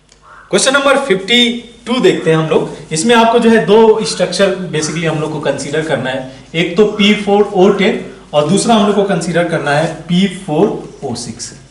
तो इसके स्ट्रक्चरल प्रॉपर्टी से क्वेश्चन बना हुआ है, एक बार स्ट्रक्चर बना लेते हैं, बहुत ही आसान स्ट्रक्चर होता है इसका, कोई डिफिकल्ट नहीं होगा। करना क्या है आपको, ऐसे oxygen phosphorus oxygen phosphorus oxygen ऐसे आप ज्वाइन कर दो, ठीक है, फास्फोरस। अब जो है ये रहा आपका इस तरीके से स्ट्रक्चर P4O10 का मैं ड्रॉ कर रहा हूँ, P4O10, राइट, ये केस हो गया, ये जो है ये ध्यान रखना है ज्वाइन नहीं। तो P4O6 का क्या होगा, तो P4O6 में ये ऑक्सीजन वाले जो है ऑक्सीजन बॉन्ड नहीं होगा, फास्फोरस ऑक्सीजन डबल बॉन्ड नहीं होगा, लेकिन स्ट्रक्चर इसका भी सिमिलर हम लोग देखेंगे। ऑक्सीजन ऑक्सीजन ऐसे ज्वाइन कर लो, फास्फोरस ऑक्सीजन फास्फोरस ऑक्सीजन, ठीक है, सिमेट्रिकल स्ट्रक्चर है तो इसको बनाना बहुत ज्यादा डिफिकल्ट नहीं है, एक दो बार आप इसको प्रैक्टिस कर लो, ठीक है। तो ये हो गया P4O6 P4O10। अब आते हैं क्वेश्चन में, क्या बोला है कि दे कॉन्टेन 6 मेंबर रिंग, है क्या, ये कंसीडर करो। तो इस रिंग में 1 2 3 4 5 6 बिल्कुल 6 मेंबर रिंग है। देन इसकी बात करें 1 2 3 4 5 6 मेंबर रिंग यहाँ पे भी है, तो अब इसलिए यहाँ पे 6 मेंबर रिंग कंसिस्ट किया गया अलॉन्ग विथ, अगर देखो तो टोटल 6 मेंबर रिंग है, तो यानी कि option A is correct, 6 member ring present है। बी की बात करते हैं, the OPO bond angle in the ring is in P4O10 is bigger than the P4O6, ऐसा होगा क्या, इस बॉन्ड के बारे में बात किया, जो P4O10 का ये वाला जो बॉन्ड होगा इस बॉन्ड के बारे में बात किया गया है कंपेयर टू दिस, क्या ऐसा होगा, बिल्कुल, बिकॉज अगर देखो आप क्या बोला है इन्होंने कि जो बॉन्ड एंगल होगा, बिकॉज यहाँ पे एक लोन पेयर ऑफ इलेक्ट्रॉन होगा, करेक्ट। अगर यहाँ पे अगर लोन पेयर ऑफ इलेक्ट्रॉन है तो इसमें आप क्या देखोगे, bond pair lone pair repulsion, अगर बॉन्ड पेयर लोन पेयर तो ये बॉन्ड एंगल बढ़ेगा, जैसे ये बॉन्ड एंगल बढ़ेगा ये बॉन्ड लेंथ तो छोटा हो जाएगा ना, यहाँ पे क्या होगा, बॉन्ड पेयर रिपल्सन देखने को मिल सकता है, और यहाँ पे आपको bond pair lone pair repulsion देखने को मिला है, तो अब इसलिए ये ज्यादा होता है, ग्रेटर एक्सटेंट तक होता है। अगर ये एंगल कम डिक्रीज हो रहा है तो अगर कम डिक्रीज होगा तो ये एंगल ज्यादा होगा, तो ये भी यानी कि ऑप्शन करेक्ट है, B answer is also correct. C की बात करें तो total lone pair in the P4O10 are more than the those in the P4O6, देख लें इसको, P4O10 में बिल्कुल लोन पेयर तो ज्यादा होगा क्योंकि ये 4 ऑक्सीजन है और चारों ऑक्सीजन पे 2-2 लोन पेयर होंगे ऐसे, ठीक है। तो अब इसलिए ये चारों ऑक्सीजन तो लोन पेयर तो ऐड करेंगे ना, नंबर ऑफ लोन पेयर, तो P4O10 में ही ज्यादा होगा, यानी कि आपका सी भी करेक्ट है। डी की बात कर लेते हैं, both P4O10 and P4O6 produce same oxo acid on the treating with the excess cold water, नहीं ऐसा नहीं होगा, अगर इसको आप एक्सेस वाटर के साथ ट्रीट करते हो तो ये देता है आपको H3PO4, और इसको अगर आप ट्रीट करते हो वाटर के साथ में तो ये देता है H3PO3, तो obviously they are both are not same. What we can consider for question number 52, A, B and C, this 3 option will be correct. Question number 53 one easy problem है, ये क्वेश्चन में स्टीरियो आइसोमरेज का question है। ये पूछा क्या है आपसे क्वेश्चन में कि an optically active compound A with molecular formula C8H14 they have given structure also, तो जो है बहुत ज्यादा इंपॉर्टेंट नहीं हो जाता, but they have mention this compound should be optically active, consider करेंगे उसको, and undergo catalytic hydrogenation to give an optically inactive product Which of the following structure of A is the consistent with all the data? Means क्या बोला है इन्होंने कि जो compound है खुद ऑप्टिकली एक्टिव होना चाहिए, लेकिन हाइड्रोजनेशन के बाद जो प्रोडक्ट इसमें आएगा that should be optically inactive. कैसे जाएंगे एक बार देखते हैं, वन बाय वन ऑब्जर्व करते चलते हैं। तो क्या ये फर्स्ट वाला केस देखो, क्या ये कंपाउंड ऑप्टिकली एक्टिव है, क्या is there is any plane of symmetry या ऐसा कुछ है? तो बेसिकली आप अगर देखो इस मॉलिक्यूल में, तो ये क्या मैं प्लेन ऑफ सिमेट्री नहीं कंसीडर कर सकता हूँ इस कंपाउंड में, POS, बिकॉज ये भी अप द प्लेन है, बोर्ड के प्लेन के ऊपर है, ABCH3 अबव द प्लेन है, तो जो ओरिएंटेशन है वो सेम साइड में, तो there should be a plane of symmetry. तो ऑब्वियसली इस आंसर को तो नहीं कंसीडर कर सकते हो। जहां तक हाइड्रोजनेशन कराओगे, अगर हाइड्रोजनेशन प्रोडक्ट भी अगर आप कंसीडर करो तो क्या होगा इन दैट सिनेरियो कि आपका ये भी कंपाउंड ऑप्टिकली इनेक्टिव होगा, लेकिन यहाँ पे प्लेन ऑफ सिमेट्री भी हो सकता, प्लेन ऑफ सिमेट्री ऐसे भी कंसीडर करना पड़ेगा आपको, इस तरीके से कंसीडर कर सकते हैं plane of symmetry. No doubt this was the plane of symmetry is also. तो इस जो है ओवरऑल क्या दिया हुआ है, this is optically inactive, but हम लोग को देखना है ऑप्टिकली एक्टिव होना चाहिए। अब इस कंपाउंड बी की बात करें, is this compound is optically active, देखो कोई प्लेन ऑफ सिमेट्री है क्या इसमें, नहीं है। आई थिंक अगर ये इसको अगर कंसीडर करोगे तो जो है नहीं, इसमें प्लेन ऑफ सिमेट्री होगा, या इसको ये वाला अगर प्लेन कंसीडर करें वो भी प्लेन ऑफ सिमेट्री में नहीं कंसीडर किया जाएगा, यानी कि no plane of symmetry, no POS, this compound is optically active. अब हाइड्रोजनेशन के बाद देखते हैं कि क्या होगा। हाइड्रोजनेशन जैसे ही कराओगे ये डबल बॉन्ड हट जाएगा, यहाँ से हाइड्रोजन जुड़ जाएगा, और हाइड्रोजन जुड़ेगा तो क्या इस कंपाउंड की जो ऑप्टिकल एक्टिविटी है वो मेंटेन रहेगी क्या, एक बार चेक करते हैं हम लोग दिस कंपाउंड के लिए CH3। देखें इसमें क्लियरली देख सकते हो कि this compound have this plane of symmetry. इसको अगर हम बाइसेक्ट करें तो ये इक्वली दो पार्ट में डिवाइड हो जाएगा, दो हाफ में। दिस इज ऑप्टिकली इनेक्टिव, यानी कि जो हमारा क्राइटेरिया वो ये फुलफिल कर रहा है compound. D can be our correct answer. C की बात करें तो सी क्या ऑप्टिकली एक्टिव, बिल्कुल करेक्ट है, बिकॉज यहाँ पे एक कायरल सेंटर प्रेजेंट है, और जब एक कायरल सेंटर प्रेजेंट है, और ये भी देख सकते हो कि there is no plane of symmetry, centre of symmetry या alternating axis of symmetry, this symmetry element is not present in the compound C, यानी कि compound is optically active. Now अगर हाइड्रोजनेशन आप कराते हो तब क्या करोगे, तो हाइड्रोजनेशन कराने पे जो प्रोडक्ट है ना, ये कुछ इस तरीके से आपको मिल सकता है। कैसे मिलेगा, तो देखो यहाँ पे या तो हाइड्रोजन एबव द प्लेन के इससे अटैच हो, या बिलो द प्लेन, दोनों पॉसिबिलिटी है। अगर ये एबव द प्लेन जाता है, करेक्ट, CH3, तो ये प्रोडक्ट कुछ ऐसे देगा। क्या ये कंपाउंड ऑप्टिकली एक्टिव है क्या, नहीं है, they have plane of symmetry. इसको पहले ही हम लोग ने मेंशन किया कि ये कंपाउंड को अगर हम लोग डिवाइड करें तो इक्वली हाफ में डिवाइड होगा, तो this compound is optically inactive. इसका एक और जनरेट हो सकता है, राइट, जैसे कि ये ट्रांसफॉर्म हो गया, सिस फॉर्म भी जनरेट किया जा सकता है। कैसे, तो अगर मान लो hydrogenation opposite back the plane अगर आकर जुड़ता है तो कैसे होगा, इसमें ओरिएंटेशन कुछ इस तरीके से होगा आपका CH3, और यहाँ पे हो जाएगा CH3, करेक्ट है ये, इतना आई थिंक डाउट नहीं होना चाहिए। बट इसमें भी प्लेन ऑफ सिमेट्री है, that is going to be optically inactive. तो इसकी बात कर ले, ये compound this is optically active, no doubt, इसके लिए कोई डाउट नहीं होना चाहिए क्योंकि प्लेन ऑफ सिमेट्री नहीं है। बट क्या हाइड्रोजनेशन के बाद ये ऑप्टिकली इनेक्टिव होगा क्या, फिर आके देखते हैं। तो अगर हम लोग इसको कराएं, यहाँ पे आ जाएगा CH3 और यहाँ पे है CH3, यही होगा प्रोडक्ट में। क्या इसमें plane of symmetry, centre of symmetry या alternating axis of symmetry present है, नहीं प्रेजेंट है, this is going to be optically active. लेकिन हमसे क्वेश्चन में क्या पूछा है कि the product should be optically inactive, तो ऑब्वियसली इसमें कौन सा आंसर करेक्ट कर सकते हो, B and C will be correct in this case, B and C will be correct। Question number 54 देखते हैं, क्या है कि सेलेक्ट द करेक्ट स्टेटमेंट। इन्होंने कुछ रिएक्शन दे रखा और उससे रिलेटेड इन्होंने प्रोडक्ट मेंशन किया हुआ है। तो पहला इन्होंने ऑप्शन ई में क्या मेंशन किया हुआ है कि मिथॉक्सी इथेन लिया हुआ है, मिथॉक्सी इथेन। तो इसको मैं कैसे ड्रॉ कर सकता हूँ, मिथॉक्सी इथेन CH2 CH3 ये होगा। इसको इन्होंने ट्रीट किया हुआ HI के साथ में, और क्या बोला है कि the product will be iodoethane and methanol. देखते हैं प्रोडक्ट ये सही है क्या। तो अगर H प्लस यहाँ पे HI क्या होगा, एनहाइड्रस लिया गया, ये प्रोटोनेट होगा, और ये जनरेट इसको प्रोटोनेट करेगा कुछ इस तरीके से। तो ये हो जाएगा आपका CH3OH CH2 CH3 ये होगा। अब कार्बोकैटायन तो नहीं बनाया जा सकता है क्योंकि 1 डिग्री कार्बोकैटायन अनस्टेबल होगा, और ये एनहाइड्रस HI दिया हुआ है। क्वेश्चन में आपसे एनहाइड्रस HI दिया हुआ है। अगर एनहाइड्रस HI दिया हुआ है तो अब इसलिए हम लोग यहाँ पे SN2 रिएक्शन देखने जा रहे हैं।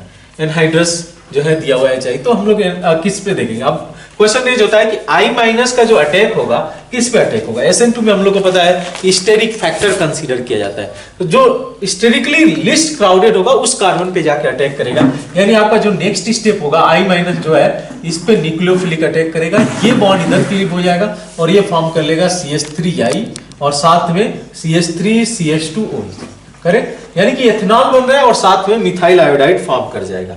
तो क्लियरली आपका जो है कौन सा इसमें क्या आंसर करेक्ट है, आयोडोमेथेन दिया था, नहीं आयोडोएथेन दिया हुआ है, आयोडोमेथेन एज अ प्रोडक्ट फॉर्म कर रहा है, यानी कि ए इज इनकरेक्ट। बी की बात करते हैं, तो बी में आपको दिया हुआ है CH3Br, ठीक है, CH3Br, इसको ट्रीट किया हुआ है इन्होंने AgF के साथ में, और बोला है कि ये फॉर्म करेगा CH3F, सही है, ये रिएक्शन सही है, और AgBr, बोला गया है this reaction is known as shorts reaction. बिल्कुल, ये जो हम लोग का रिएक्शन जो हम लोग कंसीडर करते हैं शॉर्ट्स रिएक्शन, और ये शॉर्ट्स रिएक्शन यूज किसके लिए किया जाता है? For the preparation of alkyl fluoride. ठीक है, ये वन ऑफ द मेथड माना जाता है, जिसमें AgF भी यूज कर सकते हो, अदर फ्लोराइड भी यूज किया जा सकता है, जैसे HgF भी यूज कर सकते हो इसमें। तो ओवरऑल इसमें क्या देखोगे आप, फ्लोराइड फॉर्म किया जाता है, बिकॉज फ्लोरिनेशन कराना डिफिकल्ट होता है। अदर वे क्लोरिनेशन ब्रोमिनेशन आप इजीली करा सकते हो, बट यहाँ पे यही मेथड बचता है कि ब्रोमिनेशन करा लो और उसके बाद इसको AgF के साथ ट्रीट कर दो, आपको फ्लोराइड मिल जाएगा इस प्रोडक्ट में। देन आप बात करते हैं कि बी इज करेक्ट। सी की बात कर ले। सी में आपको दिया हुआ है optically active 1 degree alcohol with will show no retention of conjugation in major product during its reaction। ठीक है, अगर 1 डिग्री ऑप्टिकली एक्टिव कोई 1 डिग्री अल्कोहल लिया गया, जस्ट मैं अज्यूम कर लेता हूँ ऐसे CH3 इथाइल के साथ में, और इसको अगर कंसीडर करें जस्ट एक ग्रुप में ले लेता हूँ आइसोप्रोपाइल, जस्ट ग्रुप एक आइसोप्रोपाइल ले लेता हूँ, यहाँ पे CH2 CH3 ले लेते हैं, करेक्ट, CH2OH। ठीक है, प्राइमरी अल्कोहल है। बोला क्या इन्होंने कि will show total retention of configuration in the major product of SOCl2 के साथ ट्रीट किया गया। ठीक है, ये कौन से मैकेनिज्म को फॉलो करेगा? ये फॉलो करता है SNI, न्यूक्लियोफिलिक सब्स्टिट्यूशन इंटरनल हम लोग इसको बोलते हैं। तो यहाँ पे जो है हम लोग को पता है कि SOCl2 के साथ जब रिएक्शन कराया जाएगा विदाउट pyridine, ये भी ध्यान रखना, without pyridine, in that case ये रिटेन करेगा कॉन्फिगरेशन को, retention of configuration takes place. ठीक है, कार्बोकैटायन इंटरमीडिएट नहीं बनेगा, और जब कार्बोकैटायन इंटरमीडिएट तो there will be no change in the configuration, यानी configuration will retain. C is correct. आप एक बार SOCl2 के साथ जो रिएक्शन मैकेनिज्म है उसको आप देखना। इसमें डी की बात कर लेते हैं। डी में क्या दिया हुआ है आपसे कि ब्रोमोएथेन, जो ब्रोमोएथेन है CH3 CH2 Br, इसको अगर हम लोग ट्रीट करते हैं इसके साथ में AgCN के साथ, करेक्ट। तो यहाँ पे क्या क्वेश्चन बोला है कि with AgCN bromoethane gives ethane nitrile with the major product when treated with the AgCN। क्या है करेक्ट? नहीं, यहाँ पे आपको नाइट्राइल नहीं मिलेगा, आइसोसाइनाइड फॉर्म करके आता है CH3 CH2NC। ये बहुत बार क्लास में डिस्कस किया गया हुआ है। क्यों? क्योंकि ये जो है कोवेलेंट कैरेक्टर रखता है। तो जो न्यूक्लियोफिलिक कैरेक्टर जो है, न्यूक्लियोफिलिक कैरेक्टर हम लोग देखते हैं वो नाइट्रोजन साइड से देखते हैं, और यहाँ से Br माइनस रिप्लेस होता है। जहां तक अगर यहाँ पे अगर पोटेशियम साइनाइड आप यूज करते तब ये देता आपको एथेन नाइट्राइल देता, लेकिन इस केस में एथेन नाइट्राइल नहीं बनेगा, इसमें आप बोल सकते हो आइसोसाइनाइड एज ए प्रोडक्ट बन के आएगा, यानी डी इज इनकरेक्ट। अब बात कर लें कि which option is correct, clearly B and C is correct in this case. Question number 55 आपसे एलिमिनेशन रिएक्शन दिया हुआ है, जिसमें क्वाटर्नरी अमोनियम सॉल्ट को इन्वॉल्व किया हुआ है। अब इसमें थोड़ा सा आइडिया ये आता है कि क्वाटर्नरी अमोनियम सॉल्ट में जो लीस्ट स्टेबल यानी कि Hofmann product major product form करके आया, लेकिन इसमें क्वेश्चन में आपसे ये पूछा है कि what will be the different product including a side product also. तो अब जो है आप करो 1 by 1 कंसीडर करें। तो इसमें सबसे पहले जो मेजर प्रोडक्ट हम लोग देखते हैं ना, जो लेस स्टेरिकली क्राउडेड होता है कार्बन, उस पे जाके अटैक करेगा। तो यहाँ पे क्या होगा कि ये वाला जो हाइड्रोजन है, जैसे इसमें अगर मैं प्रोडक्ट की बात करूं किस तरीके से प्रोडक्ट बनेगा, ये यहाँ से जो अल्फा हाइड्रोजन है इसके रिस्पेक्ट में इसको एब्स्ट्रैक्ट करेगा OH माइनस। ठीक है, जैसे ये एब्स्ट्रैक्ट करेगा ये बॉन्ड इधर जाएगा, निगेटिव चार्ज बनेगा, ये बॉन्ड इधर मैं ड्रॉ कर सकता हूँ, जैसे ये बॉन्ड बनेगा यहाँ से ये क्लीव हो जाएगा, करेक्ट। तो यहाँ पे जो प्रोडक्ट बन के आना चाहिए, जो मेजर प्रोडक्ट, वो इथीन बनेगा, नो डाउट, इसमें कोई डाउट नहीं होना चाहिए। अब जो है बात करते हैं अदर जो साइड प्रोडक्ट बन के आ सकते हैं। साइड प्रोडक्ट की अगर मैं बात करूं तो जो है कहां से और हाइड्रोजन इसको जो है निकाला जा सकता है, तो यहां से इस हाइड्रोजन को कंसीडर कर सकते हैं। ठीक है, अगर ये हाइड्रोजन OH माइनस इस प्रोटॉन को एब्स्ट्रैक्ट करता है तो इसलिए ये बॉन्ड इधर मूव करेगा, ये पूरा का पूरा ग्रुप यहाँ से रिमूव हो जाएगा। यानी कि जो एक और प्रोडक्ट हम लोग इस केस में देख सकते हैं, इस केस में और प्रोडक्ट आप कैसे ड्रॉ कर सकते हो, ये जो है ड्रॉ किया जा सकता है। ठीक है, ये प्रोडक्ट आप इसमें ड्रॉ कर सकते हो लाइक दिस CH3, और यहाँ पे आपका CH3। ठीक है, ये प्रोडक्ट आ जाएगा, और साथ में जो साइड प्रोडक्ट है वो भी जनरेट होंगे। साइड प्रोडक्ट मीन्स जो है N, जो ये सॉल्ट मिथाइल अमाइंस जनरेट हो जाएगा, मिथाइल ये भी आ जाएगा। देन इसमें बात करें, एक और हाइड्रोजन है, अनदर टाइप ऑफ हाइड्रोजन है, means total type of hydrogen देख लो, बीटा एलिमिनेशन भी हम लोग इसको कंसीडर करते हैं। तो OH माइनस इस प्रोटॉन को एब्स्ट्रैक्ट करेगा, वंस अगेन ये बॉन्ड इधर शिफ्ट होगा, ये बॉन्ड इधर क्लीव हो जाएगा, यानी जो एल्कीन फॉर्म करके आएगा इस केस में। कैसा एल्कीन दिखेगा आपको इस केस में? एल्कीन डबल बॉन्ड यहाँ पे मिथाइल हो जाएगा यहाँ पे, और ये उसी सेम ओरिएंटेशन के साथ मिथाइल ग्रुप यहाँ पे प्रेजेंट होगा, करेक्ट। और साथ में जो अमाइंस है वो तो फॉर्म करेगा ही एज अ साइड प्रोडक्ट। तो आप देख लो इसमें, क्योंकि हम लोग को ऑल प्रोडक्ट कंसीडर करना है including the major along with minor, हम लोग सभी को कंसीडर करेंगे। तो which option will be correct? Clearly हम लोग इथिन भी प्रोडक्ट बना हुआ है, ये वाला भी प्रोडक्ट दिया हुआ है, एक सभी यानी कि आपके पास टोटल 4 प्रोडक्ट है, 4 ऑप्शन दे हैव गिवन। तो for 55 we can consider option A, option B, option C और option D, all 4 option is correct. Question number 56 में आपको कुछ कंफर्मेशन दे रखे हैं और इनमें रिलेशन आपको फाइंड आउट करना है कि first, second and third board option में इन्होंने मेंशन किया हुआ है और देखना है कि विच ऑप्शन इज करेक्ट। इसके लिए अप्रोच मैंने बोला था कि थोड़ा सा वे इसके लिए आप फॉलो क्या करना है कि सभी स्ट्रक्चर को फिशर प्रोजेक्शन में कन्वर्ट कर देना, क्योंकि फिशर प्रोजेक्शन में आपको एनालाइज करना आसान हो जाएगा। आप जो है इजीली मॉलिक्यूल्स को एनालाइज कर सकते हो कि which 2 molecules are same, are identical, are diastereomers, are enantiomer. चलते हैं इस केस में, आप देखते हैं। तो जैसे इसको मैं रिप्रेजेंट करना चाहूँ फिशर प्रोजेक्शन में, सबसे बेस्ट वे क्या है, मैं इसको इधर से व्यू करूंगा, बिकॉज ये फिशर प्रोजेक्शन में जो ये 2 लाइनें होती है ना, ये आपकी तरफ पॉइंट आउट करती हैं। जब आपकी तरफ पॉइंट आउट करेगी तो ये तो जो है चारों एटम आप ही की तरफ पॉइंट आउट किया हुआ है। अगर मैं इसको रिप्रेजेंट करूं फिशर प्रोजेक्शन में, कैसे दिखेगा? ये कुछ इस तरीके से दिखेगा आपका। ये CH3 ग्रुप में ऐसे रिप्रेजेंट कर देता हूं, ठीक है, कोई डाउट तो नहीं होना चाहिए। यहाँ पे अगर ऊपर से आप देखते हो तो हाइड्रोजन ब्रोमीन, हाइड्रोजन इस साइड में, ब्रोमीन इस साइड में, हाइड्रोजन इस साइड में, ब्रोमीन इस साइड में, ठीक है। सेकंड को भी ऐसे ही कन्वर्ट करना पड़ेगा, बट बिफोर, क्योंकि सिंगल बॉन्ड के अलॉन्ग रोटेशन हो सकता है, इसको आप रोटेट करके कैसे जो है रिप्रेजेंट कर सकते हो, इसको कुछ ऐसे मैं रिप्रेजेंट कर सकता हूँ, H Br CH3, ठीक है। इसको अगर मैं चेंजेस करता हूँ तो CH3 को इधर रोटेट कर दो, CH3 इधर गया तो ब्रोमीन इधर आ जाएगा और H यहाँ पे आ जाएगा, कोई डाउट इसमें नहीं होना चाहिए। इसको फिशर प्रोजेक्शन में रिप्रेजेंट कर देते हैं हम लोग। यहाँ पे आ गया आपका CH3, इधर हो गया CH3 और इसको रिप्रेजेंट किया जाए तो ब्रोमीन, और यहाँ पे H, यहाँ पे H और यहाँ पे ब्रोमीन, ठीक है। ये भी कन्वर्ट हो गया फिशर प्रोजेक्शन में, वो ऑलरेडी फिशर प्रोजेक्शन में है। अब फर्स्ट, सेकेंड और थर्ड, फोर्थ सभी एक पार्टिकुलर स्ट्रक्चर को फॉलो कर रहा है, एक फिशर प्रोजेक्शन में है। तो अब इजिली कैसे इसको जो हम लोग पता कर सकते हैं, रिलेशन देखते हैं इसमें। तो बोला है कि first and third are identical, देखा जाए फर्स्ट एंड थर्ड बिल्कुल looks like such, we can consider the option A is correct.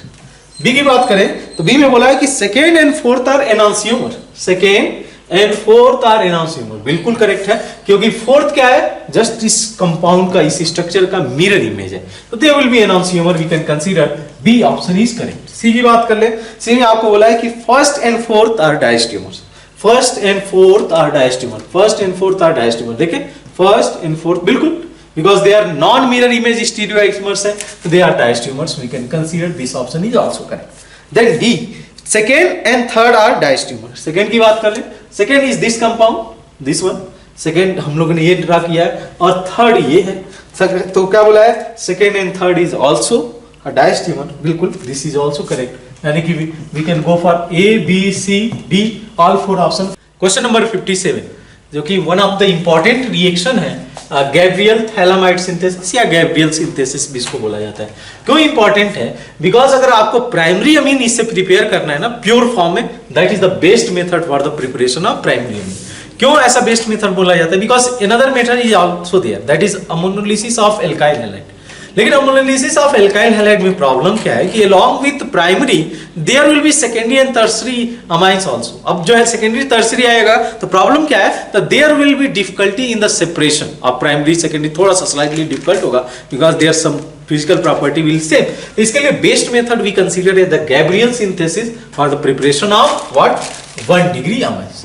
लेकिन हमसे क्वेश्चन में इसमें पूछा क्या है, क्वेश्चन में पूछा है कि आपसे इस क्वेश्चन में कि which of the following alkyl halide can be used for this Gabriel synthesis। अब एक बार थोड़ा सा आइडिया लग जाएगा मैकेनिज्म किस तरीके से अप्रोच हो रहा है। मैं कंप्लीट पार्ट के लिए नहीं जाऊंगा, जो इसका इंपॉर्टेंट पोर्शन है वही मैं कंसीडर कर रहा हूं। जैसे यहाँ पे KOH का यूज किया होगा तो KOH करेगा क्या, एक बेस की तरह, KOH एक बेस है, क्या करेगा, इस प्रोटॉन को एब्स्ट्रैक्ट कर लेगा। जैसे ये इस प्रोटॉन को एब्स्ट्रैक्ट कर लेगा, ये इस तरीके से एक एनाइन जनरेट कर देगा, C double bond O, C double bond O और यहाँ पे नाइट्रोजन, ठीक है, ये निगेटिव चार्ज हो गया। अब इसके आगे स्टेप क्या होगा, तो हम लोगों ने इसको RX के साथ ट्रीट किया हुआ है। तो RX जो है देखना आप ध्यान से कि ये कौन सा रिएक्शन है, यहाँ पे ये अटैक करेगा, X माइनस को रिप्लेस करेगा। ये जो मैकेनिज्म होता है यहाँ पे, इसको माना जाता है, हम लोग SN2 कंसीडर करते हैं। अब आपको पता है कि SN2 रिएक्शन कराना कहाँ पे फिजिबल होगा, कहाँ पे नहीं, ये आपको आइडिया है बिल्कुल। तो यहाँ पे SN2 होगा, या कुछ इस तरीके से प्रोडक्ट फॉर्म करेगा।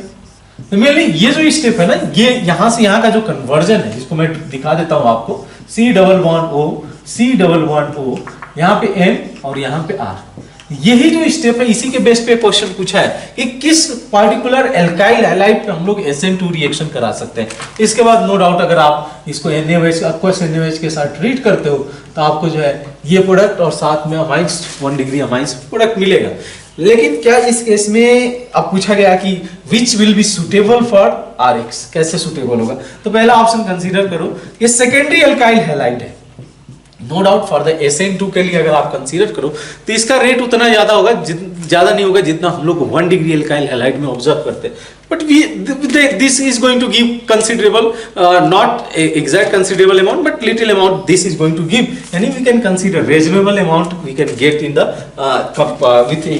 देन B की बात करें, B क्या केस क्या है? B में तो डाउट नहीं होना चाहिए जहां तक ये बात है। इसमें हम लोगों ने क्या किया हुआ है, ये लिया हुआ है एक तरीके से 1 डिग्री। तो 1 डिग्री में तो वैसे भी 1 डिग्री अल्काइल हैलाइड है, 2 डिग्री अल्काइल हैलाइड है।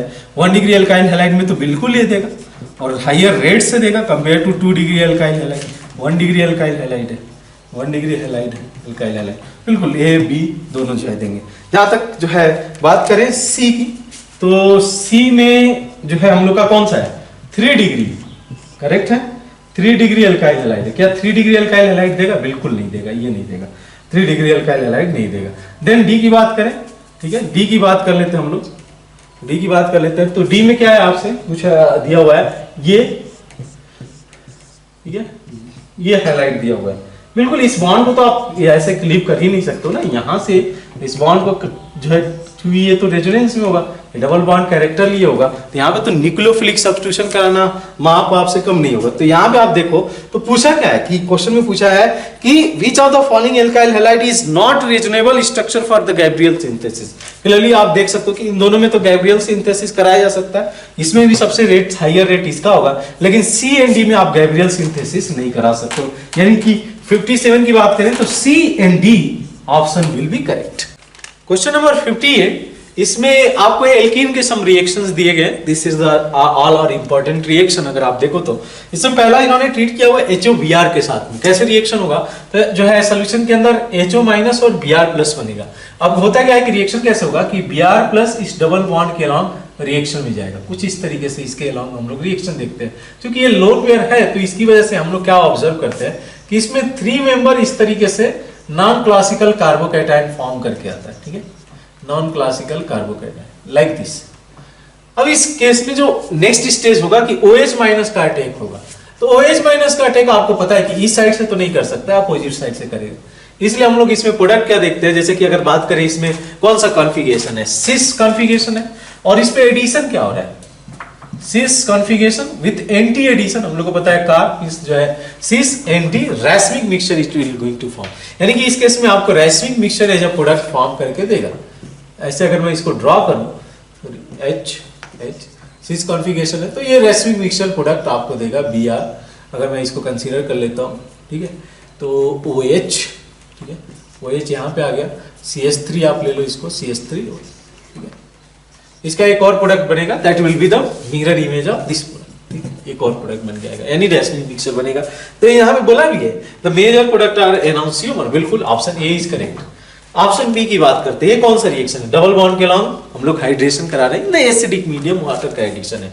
कैसे रिएक्शन जाएगा, तो ये क्या करेगा, H प्लस इसको प्रोटोनेट करेगा, बिल्कुल कैसे प्रोटोनेट होगा, ये प्रोटोनेट करेगा तो ये फॉर्म करेगा लाइक दिस कार्बोकैटायन, ये बन के आएगा कार्बोकैटायन, कोई डाउट नहीं। तो यहाँ पे कार्बोकैटायन फॉर्म करेगा। एनी रीअरेंजमेंट, बिल्कुल रीअरेंजमेंट पॉसिबल है, यहाँ से 1,2 हाइड्राइड शिफ्ट में करा सकते, हाइड्राइड शिफ्ट कराया जा सकता है। हाइड्राइड शिफ्ट होगा तो ये बेंजाइलिक कार्बोकैटायन में कन्वर्ट हो जाएगा, और जैसे ही बेंजाइलिक कार्बोकैटायन में बनेगा तो आपको पता है कि ये स्टेबलाइज किया जाएगा थ्रू रेजोनेंस। अब आप देखो इस पे OH वाटर का अटैक होगा, वाटर का अटैक होने के बाद H प्लस रिमूव किया जाएगा और यहाँ पे आपको OH ग्रुप यहाँ जुड़ जाएगा। तो क्या इसका जो मेजर प्रोडक्ट है, ये बोला गया कि ऑप्टिकली एक्टिव होगा, क्या मेजर प्रोडक्ट, बिल्कुल ऑप्टिकली इनएक्टिव है ये। अगर बात करूं ये तो जो है सिमेट्रिकल हो गया ना, ये दोनों ग्रुप तो सेम ही माना जाएगा, जब ये साइक्लिक सिस्टम है तो ये ऑप्टिकली इनएक्टिव है, यानी कि आपका बी ऑप्शन इज इनकरेक्ट। सी की बात कर लें तो यहाँ पे इन्होंने ट्रीट किया हुआ है MCPBA, मेटा क्लोरोपरबेंजोइक एसिड। इसका रोल क्या होता है, तो ये ऑक्सीजन को ऐड करता है अलोंग द डबल बॉन्ड। अब क्वेश्चन आ सकता है कि सर इसमें एडिशन किस साइड से कराए, आप ऑक्सीजन इसको बोथ साइड से ऐड कर सकते हैं। एक बार मैं स्ट्रक्चर ड्रॉ कर देता हूं ताकि आइडिया लग जाएगा कैसे।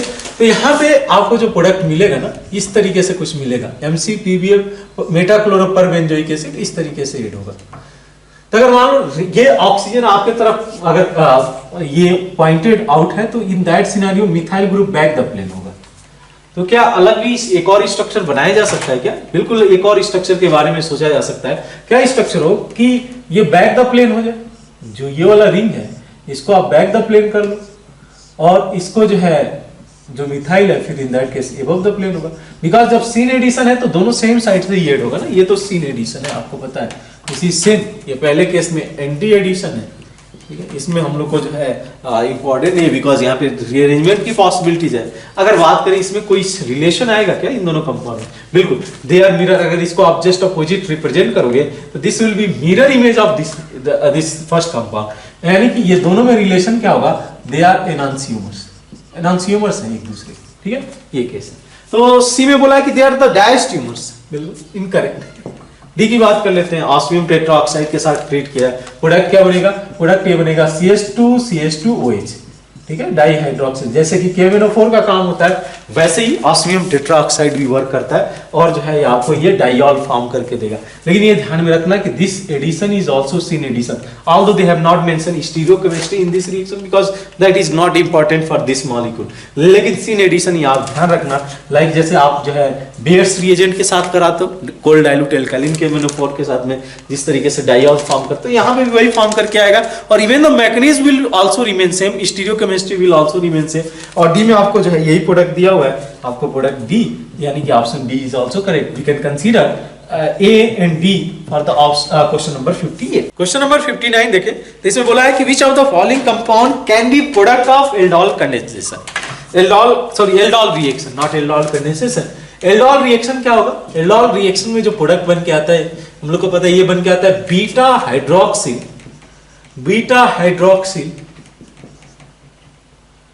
हाइड्रोक्सी कार्बोनिल कंपाउंड, ठीक है, कार्बोनिल कंपाउंड। क्यों मैं मेंशन कर रहा हूं, बिकॉज एल्डोल कंडेंसेशन भी एक रिएक्शन है, ये इसी का जो है अगर आगे का स्टेप कंसीडर कर लिया जाए तो उसको बोला जाता है एल्डोल कंडेंसेशन। होता क्या है एल्डोल कंडेंसेशन में, तो यहां से जो वाटर है एलिमिनेट कर जाता है थ्रू E1CB मैकेनिज्म के through, right, E1CB conjugate base जो है conjugate base elimination through conjugate base. तो ये क्या फॉर्म करता है, ये फॉर्म करता है alpha beta unsaturated carbonyl compound. ये ध्यान में, अनसैचुरेटेड कार्बोनिल कंपाउंड ये किसका प्रोडक्ट है, ये प्रोडक्ट होगा जब हम लोग बात करेंगे एल्डोल कंडेंसेशन का। तो एल्डोल रिएक्शन में आएगा beta hydroxy carbonyl compound, aldol condensation में alpha beta unsaturated carbonyl compound. अब देखिए इसमें किस केस में आपका जो है बीटा हाइड्रोक्सिल कार्बोनिल कंपाउंड आ रहा है, बिकॉज इसमें पूछा है in which case the product will be aldol reaction product. देखिए इसमें पहले में ये रहा alpha carbon, this is the beta carbon, ले लिए बीटा हाइड्रोक्सिल कार्बोनिल कंपाउंड, यानी कि ऑप्शन ए करेक्ट। बी की बात करें तो ये अल्फा हो गया, ये बीटा हो गया, alpha hydroxyl carbonyl compound, this can not be our product. इसकी बात कर लेते हैं, तो ये रहा अल्फा कार्बन, ये रहा बीटा कार्बन और ये रहा gamma carbon, this can not be our product. D की बात कर लें तो ये रहा अल्फा, ये रहा बीटा हाइड्रोक्सिल कार्बोनिल कंपाउंड, यानी डी कैन बी प्रोडक्ट। तो क्लियरली आपका आंसर क्या हो जाएगा, ए along with D will be correct answer. Question number 60, last question of this paper, पूछा गया है कि which of the following is correct name for the given polymer? They have given the polymer and their name also they have given. तो यहाँ पे आपको पता करना है कि किस केस में ये जो नेम है पॉलीमर्स के वो करेक्ट नेम है। तो पहला आप कंसीडर करो, जो है मेंशन किया हुआ इन्होंने पॉलीप्रोपीन, बिल्कुल सही है, बिकॉज आप मोनोमर से आइडिया लगा सकते हो। मोनोमर इसका क्या होगा, ये होगा प्रोपीन, ठीक है, और यहीं से ये पॉलीमराइजेशन अकर होगा, डबल बॉन्ड के लॉन्ग रिएक्शन होगा, तो इसलिए ये पॉलीप्रोपीन करेक्ट नेम है for this polymer. Then B की बात करते हैं पॉलीस्टाइरीन, इसका मोनोमर क्या होता है, ये स्टाइरीन होता है। तो इसलिए जब स्टाइरीन इस तरीके से पॉलीमराइजेशन में जाएगा, चेन पॉलीमराइजेशन में, तो अब इसलिए यहाँ पे पॉलीस्टाइरीन जनरेट करेगा, यानी कि B structure is also correct. C की बात करें तो यूरिया एंड फॉर्माल्डिहाइड बिल्कुल करेक्ट है। आपका जो मोनोमर्स इसमें यूज किया जाएगा, एक तो यूरिया हो जाएगा along with formaldehyde, SCH formaldehyde, यानी कि C इज ऑल्सो करेक्ट। अगर देखा जाए यहाँ पे एक फॉर्माल्डिहाइड यूनिट है और दूसरा आपका यूरिया यूनिट है। देन ऑप्शन डी की बात करते हैं। ऑप्शन डी बेकेलाइट, ये करेक्ट है क्या? नहीं, बेकेलाइट नहीं होगा। बेकेलाइट के केस में हम लोग फिनॉल प्लस फॉर्माल्डिहाइड यूज करते हैं। अब इसलिए यहाँ पे तो फिनॉल देखने को नहीं मिला है। यहाँ पे दो हम लोग को मोनोमर, इसकी बात करें तो जो मोनोमर्स हम लोग को दिख रहा है, एक तो इथाइलिन ग्लाइकोल है, इथाइलिन ग्लाइकोल, और दूसरा टेरिथैलिक एसिड, टेरिथैलिक एसिड इसको बोलते हैं, टेरिथैलिक एसिड। इसका जो पॉलीमर बनता है इसका नाम क्या होता है? इसको बोला जाता है डेक्रोन। यानी कि जो डी है वो आपका इनकरेक्ट है।